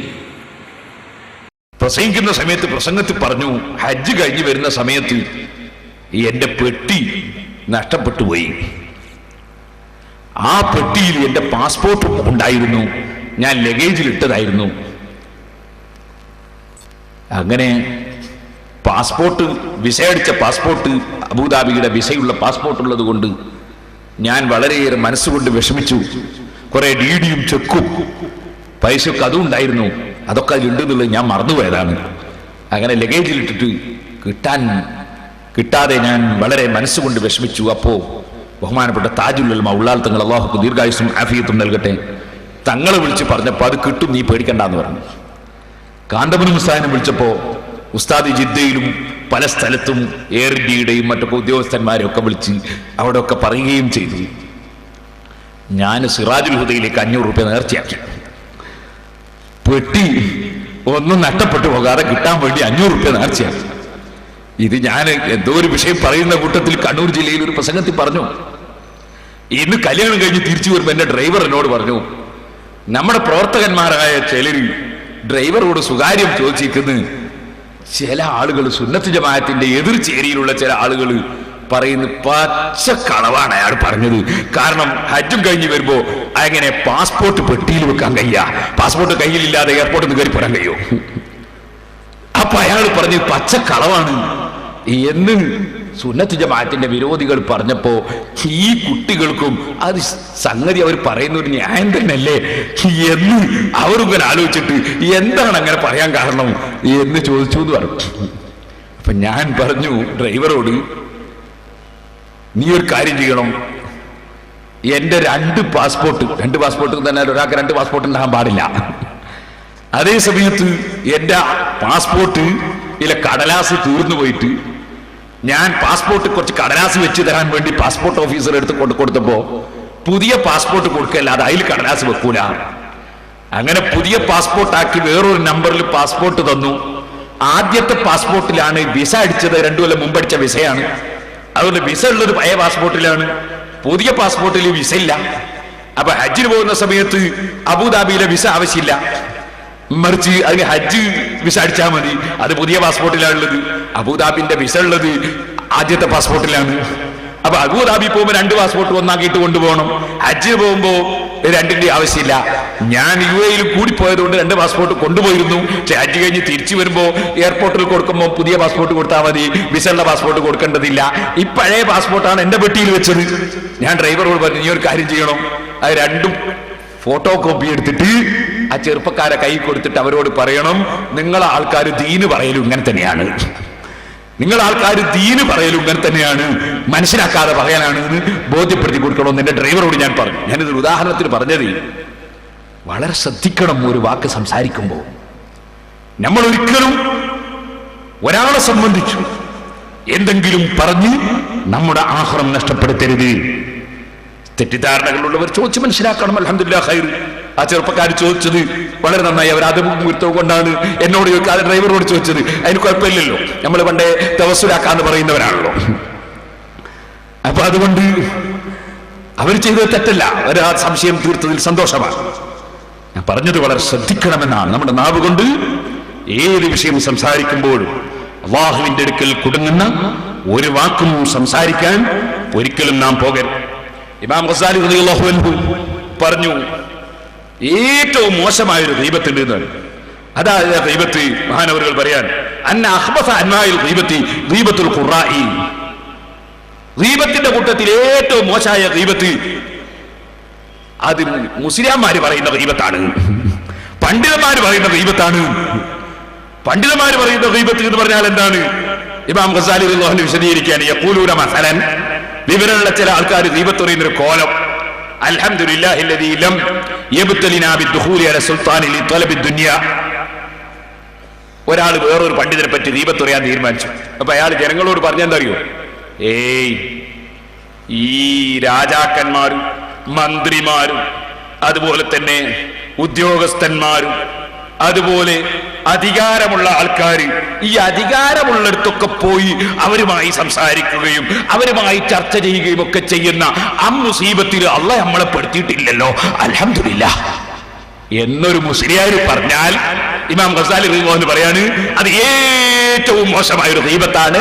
അതൊരു വേറൊരു പണ്ഡിതനെ പറ്റി പറഞ്ഞതാണ്. വേറൊരു പണ്ഡിതൻ അള്ളാഹിന്റെ ദീനിന് വേണ്ടി ചിലപ്പോൾ രാജാവിനെ കാണുന്നുണ്ടാവും, മന്ത്രിനെ കാണുന്നുണ്ടാവും, അതുപോലെ തന്നെ ഉദ്യോഗസ്ഥരെ കാണുന്നുണ്ടാകും. ആ പണ്ഡിതനെ മറ്റൊരു ഭാഷയിൽ ഗീബത്ത് പറഞ്ഞതാണ് ഈ പണ്ഡിതൻ. അത് ഏറ്റവും മോശമായ ഗീബത്താണ് എന്ന് ഇമാം ഗസാലി റളിയല്ലാഹു അൻഹു പറഞ്ഞു. എന്നിട്ട് ഗസാലി ഇമാം തങ്ങൾ പറയാണ്, ഔ നഊദു ബില്ലാഹി മിൻ ഖില്ലത്തിൽ ഹയാഇ. ചിലപ്പോ പറയാ, നാണില്ലാത്ത പ്രവർത്തനത്തിൽ നമ്മൾ അള്ളാഹിനോട് കാവൽ ചോദിക്കുന്നു. അതുകൊണ്ട് ഉദ്ദേശിച്ച എന്താ? അള്ളാഹിനോട് കാവൽ ചോദിക്കലല്ല, വേറൊരുത്തൻ ചെയ്ത പണി ശരിയില്ല എന്ന് വെത്തി തീർക്കലാണ്. ഇതുപോലെ ഇമാം ഗസാലി റഹിമഹുല്ലാഹ് പറയാണ്, മാ അഹ്സന അഹ്വാല ഫുലാനിൻ ലൗലാ അന്നഹു ബുലിയ ബിമിസ്ലി മാ ബുലിയ ബിഹി അംസാലുനാ. ദുന്യാവ് കാണുമ്പോൾ ക്ഷമിക്കാൻ സാധിക്കാത്തതற்கு ദുന്യാവുമായി ബന്ധപ്പെട്ടുകൊണ്ട് ജീവിക്കുന്ന ആ ഒരു പ്രശ്നം നമ്മക്കൊക്കെ ഉള്ളതുപോലെ അദ്ദേഹത്തിനും ഇല്ലെങ്കിൽ അയാൾ നല്ല മനുഷ്യനായിരുന്നു എന്ന് പറഞ്ഞാലോ അപ്പറയുന്നതും മറ്റേയാളെ ഗീബത്ത് തന്നെയാണ്. ഗീബത്ത് എന്ന് പറഞ്ഞാൽ വ്യക്തമായി പറയണം എന്നില്ല. പിന്നെയും ബഹുമാനപ്പെട്ടവര് പറയാണ്, അതുപോലെ ചിലപ്പോ പറയും അല്ലാഹു തആല നമ്മൾ അതിലൊന്നും പെടുത്താതിരിക്കട്ടെ എന്നൊരൊറ്റ ദുആ, ഫനസ്അലുല്ലാഹ തആല അൻ യുആഫിയനാ എന്നൊരൊറ്റ ദുആ. വഗർദുഹും, ആ പ്രാർത്ഥിക്കുമ്പോൾ അവന്റെ മനസ്സിലുള്ള ഉദ്ദേശം ബിദാരിക്കൽ ഗൈബത്തു, അതുകൊണ്ട് മറ്റൊരു മനുഷ്യനെ കുറ്റിപ്പറയലാണ്, മറ്റൊരു മനുഷ്യനെ കുറ്റം പറയലാണ്. ഫയജ്മഊന ബൈനൽ ഗീബത്തി വറിയാഇ വഇൽഹാരി തശബ്ബുഹി ബി അഹ്ലി സ്വലാഹി ഫിൽ അദരി മിനൽ ഗീബത്തി വറിയാ. അതിൽ ഗീബത്തിന്റെ കുറ്റത്തിന്റെ പുറമെ ഞാനൊരു നല്ലവനാണെന്ന് വരുത്തി തീർക്കലും, ഞാനൊരു നല്ലവരോട് കൂടെ ചേർന്ന് ജീവിക്കുന്നവരാണെന്ന് വരുത്തി തീർക്കലും, അങ്ങനെ അവന്റെ മനസ്സിൽ വേറെ ചില മോശമായ വിചാരങ്ങൾ കൂടി അതിന്റെ പിന്നിലുണ്ട്. വഹാദിഹി ഖബായിസ് യഖ്തറൂന ബിഹാ വഹും യظنون അന്നഹും തറക്കുൽ ഗൈബ. ഇത് പിശാചി അവരെ പറ്റിച്ചു കളയുന്ന വഞ്ചനയിൽ കുടുങ്ങിയിട്ട് പണ്ഡിതന്മാരുടെ നാവിലൂടെ വരുന്ന ഗീബത്തിന്റെ ചില ഭാഷകളാണ്. അവർ വിചാരിക്കുന്നത് അവർ ഗീബത്ത് പറഞ്ഞിട്ടില്ലെന്നാണ്, പക്ഷേ അത് കടുത്ത തെറ്റാണ് കേട്ടോ. ഇമാം ഗസാലി റളിയല്ലാഹു അൻഹു പറയുകയാണ്, ഇതുപോലെ ബഹുമാനപ്പെട്ടവർ പറയുന്നു, ഗീബത്ത് പറയുന്നവൻ പറയുന്നത് ശ്രദ്ധിച്ച് കേൾക്കലും അതിന് ആവേശം നൽകലും അത്തരത്തിലുള്ള കാര്യങ്ങളെല്ലാം കടുത്ത ഹറാമും തെറ്റുമാണ്. അതുകൊണ്ട് തന്നെ ഒരിക്കലും ഗീബത്ത് പറയുന്ന സദസ്സിലിരിക്കുകയോ ഗീബത്ത് പറയുന്നവനുമായി കൂട്ടുകൂടുകയോ ഒരിക്കലും ചെയ്യാൻ പാടില്ലാത്തതാണ്. ഈ കാര്യം വളരെ വിശദീകരിച്ച് മഹാനവറുകൾ അവസാനം പറയുകയാണ്, ഓ മനുഷ്യ, നബി സല്ലല്ലാഹു അലൈഹി വസല്ലം തങ്ങൾ പറഞ്ഞിട്ടുണ്ട്, ഇന്നല്ലാഹ തആല ഹറമ മിനൽ മുസ്ലിമി ദമഹു വമാലഹു വഇർളഹു വഅൻ യുദന്ന ബിഹി വന്നസ്സൂ.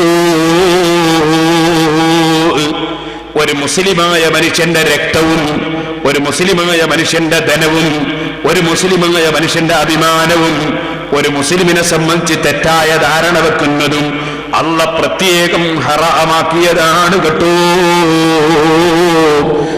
അതിന്റെ പുറമെ ഞാൻ ആദ്യത്തെ ദിവസം പറഞ്ഞിട്ടുണ്ടല്ലോ, മുസ്ലിം അല്ലാത്ത മനുഷ്യരെയും ദ്രോഹിക്കാൻ പാടില്ല, ശല്യം ചെയ്യാൻ പാടില്ല, ഒരു ജീവിയെയും ശല്യം ചെയ്യാൻ പാടില്ല. അങ്ങനെയല്ലേ പരിശുദ്ധ ഇസ്ലാം വെറും 4 കാലിന്റെ മേലെ നടന്നു പോകുന്ന നായയെ, നായിന്റെ മകൻ നായയെ പോടാ എന്ന് പറഞ്ഞപ്പോ ഇമാം സുബ്കി റളിയല്ലാഹു അൻഹു മകനെ ഉപദേശിച്ചില്ലേ, മോനെ അങ്ങനെ പറയാൻ പാടില്ല, നായയെപ്പോലും നായന്റെ മകനെ എന്ന് വിളിക്കാൻ പാടില്ല. ഇത് പഠിപ്പിച്ച മതമാണ് ഇസ്ലാം. ഈ ബോധം നമ്മുടെ മനസ്സിൽ എപ്പോഴും ഉണ്ടായിരിക്കണമെന്ന് മാത്രം ഈ സമയത്തുണർത്തി മഹാനവറുകൾ പറഞ്ഞു, ഗീബത്ത് ജീവിതത്തിൽ വന്നു പോകാതെ സൂക്ഷിച്ച് ജീവിക്കാനുള്ള മാർഗം എന്താണ്, അതിന്റെ ചികിത്സ എന്താണ്? ഒന്നാമതായി പറഞ്ഞു, ഓ മനുഷ്യ, ഗീബത്ത് പറയുന്നവന് അല്ലാഹുവിന്റെ റസൂല് മുന്നറിയിപ്പ് നൽകിയ കടുത്ത ശിക്ഷയില്ലേ. മേറാജിന്റെ ദിവസം അവിടുന്ന് നേരിൽ കണ്ടതല്ലേ, കൈക്കും കാലിനുമൊക്കെ ചെമ്പിന്റെ നഖമുണ്ടായിട്ട് ആ ചെമ്പിന്റെ നഖം കൊണ്ട് മുഖവും നെഞ്ഞും ശരീരമൊട്ടാകെ പറിച്ചു കീറുന്ന മനുഷ്യന്മാരെ കണ്ടപ്പോ അത് ഗീബത്ത് പറയുന്ന ജനങ്ങളുടെ കൊടുക്കുന്ന ശിക്ഷയാണെന്ന് നബി സല്ലല്ലാഹു അലൈഹി വസല്ലം തങ്ങൾക്ക് മലക്ക് വിവരിച്ചു കൊടുത്തില്ലേ. ഇത് വളരെ ശ്രദ്ധിക്കേണ്ടതല്ലേ. ആ ബോധമുള്ള മനുഷ്യനുണ്ടോ ഗീബത്തിന് പോകുന്നു? ഇതിന്റെ പുറമെ ഗീബത്ത് പറയുന്ന മനുഷ്യൻ ചെയ്ത സൽക്കർമ്മങ്ങൾ, ആ സൽക്കർമ്മങ്ങൾ ആരുടെ ഗീബത്താണോ അവൻ പറയുന്നത് അവന്റെ റിക്കാർഡിലേക്ക് നീങ്ങുകയാണ്. അതൊരു ചെറിയ നഷ്ടമല്ലല്ലോ. നമ്മളൊരാളെ ഗീബത്ത് പറഞ്ഞാൽ നമ്മൾ ചെയ്യുന്ന സൽക്കർമ്മം അല്ലാഹു സുബ്ഹാനഹു വ തആല അവന്റെ ഏടിലേക്ക് എഴുതുന്നു, അവൻ ചെയ്ത തെറ്റുകൾ നമ്മുടെ ഏടിലേക്ക് നീക്കുന്നു. ഇത് ഗീബത്തിന്റെ ഏറ്റവും വലിയ ഫലം. അതുകൊണ്ട് തന്നെ ബഹുമാനപ്പെട്ട ഹസനുൽ ബസ്രി റളിയല്ലാഹു അൻഹു, ഒരാൾ നമ്മളെ പറ്റി ഗീബത്ത് പറഞ്ഞു എന്ന് കേട്ടാൽ നമുക്ക് ഭയങ്കര വെറുപ്പായിരിക്കും അയാളോട്. അതും ഉണ്ടാകാൻ പാടില്ല. നമ്മളെ മനസ്സിന്റെ ദോഷമാണ്. ഗീബത്ത് പറഞ്ഞു എന്ന് കേട്ടാൽ നമുക്ക് അയാളോട് വെറുപ്പുണ്ടാകാൻ പാടില്ല. അള്ളാഹു അദ്ദേഹത്തിന് പുറത്തു കൊടുക്കട്ടെ എന്ന് വേർക്കണം. നമ്മളെ പറ്റി അയാൾ കുറ്റം പറഞ്ഞു എന്ന് കേൾക്കുമ്പോഴേക്ക് നമുക്ക് ചൂടാകുന്നുണ്ടോ? ചൂടാണ്ടിയില്ല. വ്യക്തിപരമായി നമ്മളെ പറഞ്ഞതിന് ചൂടാണ്ടിയില്ല. അള്ളാഹുവിന്റെ ദീനിനെതിരെ പറഞ്ഞാൽ അവിടെ മനുഷ്യന്റെ ഈമാൻ തിളക്കണം. നേരെ മറിച്ച് നമ്മളെ വ്യക്തിപരമായി പറഞ്ഞത് നമ്മൾ അല്പവും ചൂടാകേണ്ടതില്ല. നമ്മളത് പൊരുത്തപ്പെട്ടു കൊടുത്തേക്കണം. ബഹുമാനപ്പെട്ട ഹസനുൽ ബസ്രി റളിയല്ലാഹു അൻഹു ഇവനെ ഒരാള് ചീത്ത പറഞ്ഞു, ഗീബത്ത് പറഞ്ഞു. അപ്പൊ ഒരാൾ വന്നിട്ട് പറഞ്ഞു, ഇന്ന ഫുലാനും അത് ഇർത്താബക്ക, ഒരാൾ നിങ്ങളെ പറ്റി ഗീബത്ത് പറഞ്ഞിരിക്കുന്നു ഹസനുൽ ബസ്രി റളിയല്ലാഹു അൻഹുവിനോട്. മൂപ്പര് വേഗം ഒരു കൊട്ട ഇങ്ങോട്ടെടുത്തു. അതിൽ കുറെ ഈത്തപ്പഴം കൊട്ടയിൽ ഇങ്ങോട്ട് നിറച്ചു. എന്നിട്ട് ആ ഗീബത്ത് പറഞ്ഞ മനുഷ്യർക്ക് കൊടുത്തയച്ചു. ഒരു കൊട്ട ഈത്തപ്പഴം ഗീബത്ത് പറഞ്ഞ മനുഷ്യർക്ക് കൊടുത്തയച്ചു. എന്നിട്ട് കൊടുത്തയച്ച ആളോട് പറഞ്ഞു, നിങ്ങൾ അയാളോട് പറയണം, ബലഗനി അന്നക ഹദൈത ഇലയ്യ ഹസനാതിക ഫഅറത്തു അൻ ഉകാഫിയക അലൈഹാ ഫയദ്റുനി ഫൈനി ലാ അഖ്ദിറു അൻ ഉകാഫിയക ബിഹാ അല തമാം. എനിക്ക് മനസ്സിലാക്കാൻ കഴിഞ്ഞിട്ടുണ്ട്, നിങ്ങൾ ചെയ്യുന്ന സൽക്കർമ്മങ്ങളൊക്കെ നിങ്ങൾ എനിക്ക് ഞാനറിയാതെ ഹദിയ ചെയ്യുന്നുണ്ട് എന്ന് ഞാൻ അറിഞ്ഞിട്ടുണ്ട്. അതുകൊണ്ട് നിങ്ങൾക്ക് അങ്ങോട്ട് എന്തെങ്കിലും തരണ്ടേന്ന് വിചാരിച്ചിട്ട് കുറച്ച് ഈത്തപ്പഴം കൊട്ടയിലാക്കി കൊടുത്തയച്ചതാണ്. കൂടുതൽ തരാനില്ലാത്തതുകൊണ്ടാണ് കേട്ടോ, കൂടുതൽ അങ്ങോട്ട് തരാനില്ലാത്തതുകൊണ്ടാണ്. നിങ്ങൾ ചെയ്യുന്ന നിസ്കാരവും നിങ്ങളുടെ നോമ്പും നിങ്ങളുടെ സദഖയും നിങ്ങളുടെ ദിക്റും നിങ്ങളുടെ തസ്ബീഹും നിങ്ങളുടെ സ്വലാത്തും അതൊക്കെ എനിക്ക് കൊടുത്തയക്കുന്നുണ്ട് എന്ന് ഞാൻ അറിഞ്ഞു. അപ്പൊ പകരം എന്തെങ്കിലും ഒന്ന് ഞാൻ കൊടുത്തേക്കട്ടെ, അതുകൊണ്ട് കുറച്ച് ഈത്തപ്പഴം കൊട്ടയിലാക്കി കൊടുത്തയച്ചതാണ്. കൂടുതൽ തരാനില്ലാത്തതുകൊണ്ട് ക്ഷമിക്കണം. ഹസനുൽ ബസ്രി റളിയല്ലാഹു അൻഹു ചെയ്തതാണ്. സഹോദരന്മാരെ, ഇത് വളരെ ശ്രദ്ധിക്കേണ്ടതാണ്. ഇതുകൊണ്ടാണ് ബഹുമാനപ്പെട്ട ഇബ്രാഹിം അദ്ഹം റളിയല്ലാഹു അൻഹു മഹാനവറുകൾ പറഞ്ഞു, ഓ മനുഷ്യ, ബഖിൽത ബിദുനിയാക, ശരിക്ക് ഈമാനില്ലാത്ത മനുഷ്യ, ദുന്യാവ് കൊണ്ട് നീ ബഖിൽ കാണിച്ചു. നിന്നോട് പിരിവ് ചോദിച്ചപ്പോ പാവപ്പെട്ടവന് നീ കൊടുത്തില്ല. നിന്റെ സ്നേഹിതന്മാർക്ക് നിന്റെ സ്നേഹിതൻ, നീ ഇഷ്ടപ്പെടുന്ന നിന്റെ സ്നേഹിതൻ, നിന്റെ സ്വന്തം അനുജന് കൊടുക്കാൻ പറഞ്ഞിട്ട് നീ കൊടുത്തില്ല. പെങ്ങക്ക് കൊടുക്കാൻ പറഞ്ഞിട്ട് നീ കൊടുത്തില്ല. നിന്റെ ഉമ്മാന്റെ അനുജത്തിക്ക് കൊടുക്കാൻ പറഞ്ഞിട്ട് കൊടുത്തില്ല. നിന്റെ അമ്മാമന് കൊടുക്കാൻ പറഞ്ഞിട്ട് കൊടുത്തില്ല. നിന്റെ കുടുംബത്തിൽപ്പെട്ട പലർക്കും കൊടുക്കാൻ പറഞ്ഞിട്ട് നീ ബുഖൽ കാണിച്ചു. നിന്റെ അയൽവാസിക്ക് സദഖ ചെയ്യാൻ പറഞ്ഞിട്ട് നീ ബുഖൽ കാണിച്ചു. നിന്റെ ശിഷ്യന്മാർക്ക് കൊടുക്കാൻ പറഞ്ഞിട്ട് ബുഖൽ കാണിച്ചു. നിന്റെ സ്നേഹിതന്മാർക്ക് കൊടുക്കാൻ പറഞ്ഞിട്ട് അങ്ങനെ നീ സ്നേഹിക്കുന്ന പലർക്കും നീ നിന്റെ ദുന്യാവ് കൊടുക്കാൻ പറഞ്ഞിട്ട് അത് കൊടുക്കാതെ ബുഖൽ കാണിച്ച മനുഷ്യനല്ലേ നീ. പക്ഷേ നിനക്ക് കടുത്ത ശത്രുതയുള്ള കുറെ മനുഷ്യന്മാരുണ്ട്. ആ ശത്രുതയുള്ളവർക്ക് നിന്റെ ആഖിറം നീ കൊടുത്തില്ലേ. നിന്റെ കുടുംബത്തിൽപ്പെട്ടവർക്കും നിന്റെ സ്നേഹിതന്മാർക്കും അടുത്തവർക്കും നീ പണം കൊടുക്കാൻ പറയുമ്പോ നിനക്ക് ബുഖലാണ്. അതേ, പൊന്ന് കൊടുക്കാൻ പറയുമ്പോ ബുഖലാണ്. സ്വത്ത് കൊടുക്കാൻ പറയുമ്പോ ബുഖലാണ്. പിന്നെ നീ നന്നായി കൊടുത്തതെന്താണ്? നിന്റെ ആഖിറം നീ നിന്റെ ശത്രുക്കൾക്ക് കൊടുത്തു. നീ വെറുക്കുന്ന ജനങ്ങളുടെ കുറ്റം പറയുന്നതിലൂടെ നിന്റെ ആഖിറം നീ ശത്രുക്കൾക്ക് കൊടുത്തു. ഒരിക്കലും തന്നെ ശത്രുക്കൾക്ക് അവനവന്റെ ആഖിറം വിതരണം ചെയ്യുന്ന വ്യക്തികളായി, ബുദ്ധിയില്ലാത്ത സമീപജ്ഞത നടത്തുന്നവരായി നമ്മൾ അധപ്പതിച്ചു പോകരുതെന്ന് ബഹുമാനപ്പെട്ട ഇബ്രാഹിം അദ്ഹം റളിയല്ലാഹു അൻഹു പറഞ്ഞിട്ട് മഹാനവറുകൾ പറയുന്നു, ഫലാ അൻത ഫീമാ ബഖിൽത ബിഹി മഅദൂർ വലാ അൻത ഫീമാ സഖൗത ബിഹി മഹ്മൂദ്. നീ കൊടുക്കേണ്ടവർക്ക് താഴ്ന്ന ദുന്യാവ് കൊടുക്കാൻ മടി കാണിച്ച ബുഖല് അത് മോശമായി പോയി. അതേ സമയത്ത് നീ കൊടുത്തതോ, നീ ഏറ്റവും ആവശ്യം വരുന്ന ആഖിറത്തിന്റെ അമല് നിന്റെ കഠിന ശത്രുക്കൾക്ക് കൊടുത്ത നീ കൊടുത്തികൊണ്ട് പരാജയപ്പെട്ടു. നിനക്ക് ഏറ്റവും ആവശ്യമുള്ള ആഖിറത്തിലേക്കുള്ള അമല് നീ കൊടുത്തു. അത് തന്നെ നീ വെറുക്കുന്നവർക്ക് കൊടുത്തു. അതേസമയം നീ ഇഷ്ടപ്പെട്ടവർക്ക് താഴ്ന്ന ദുന്യാവ് കൊടുക്കാൻ നീ വല്ലാത്ത ബുഖല് കാണിക്കുകയും ചെയ്തു. നിന്നെ പോലെ ബുദ്ധിയില്ലാത്തവനാരടോ? ഇബ്രാഹിമിന് അദ്ഹം റളിയല്ലാഹു അൻഹു ചോദിക്കുകയാണ്. അതുകൊണ്ട് തന്നെ ഒരിക്കലും വിജയം കൈവരിക്കണമെന്ന് ഉദ്ദേശിക്കുന്നവർ എത്ര എതിർപ്പുണ്ടെങ്കിലും ഒരാൾ വന്നിട്ട് പറഞ്ഞു, ഹജ്ജാജ് ബിൻ യൂസുഫ് എന്ന് പറയുന്ന ഭരണാധികാരിയുടെ ഒരുപാട് മഹാന്മാരെ കൊന്നവനാണ്. ഹജ്ജാജ് ബിൻ യൂസുഫിന്റെ കുറ്റങ്ങൾ പറഞ്ഞു ഒരു മഹാന്റെ മുന്നിൽ. ഉടനെ അദ്ദേഹം പറഞ്ഞു, ഹജ്ജാജ് ബിൻ യൂസുഫ് ചെയ്ത തെറ്റായൊക്കെ ഉണ്ടാവും, പക്ഷേ അയാളെ പറ്റി ഇങ്ങനെ ദൈവത്ത് പറഞ്ഞ വകയിൽ നിങ്ങൾക്കും ഉണ്ടാവും കുറ്റം. കാരണം നിങ്ങളിങ്ങനെ പറഞ്ഞുകൊണ്ടൊരു കാര്യമൊന്നുമില്ലല്ലോ. അപ്പൊ വളരെ ശ്രദ്ധിക്കേണ്ട ഒരു വിഷയമാണ് മറ്റൊരുത്തന്റെ കുറ്റം പറയൽ എന്ന് മാത്രം ഈ സമയത്ത് ആ വിഷയത്തിൽ ഓർമ്മപ്പെടുത്തുന്നു.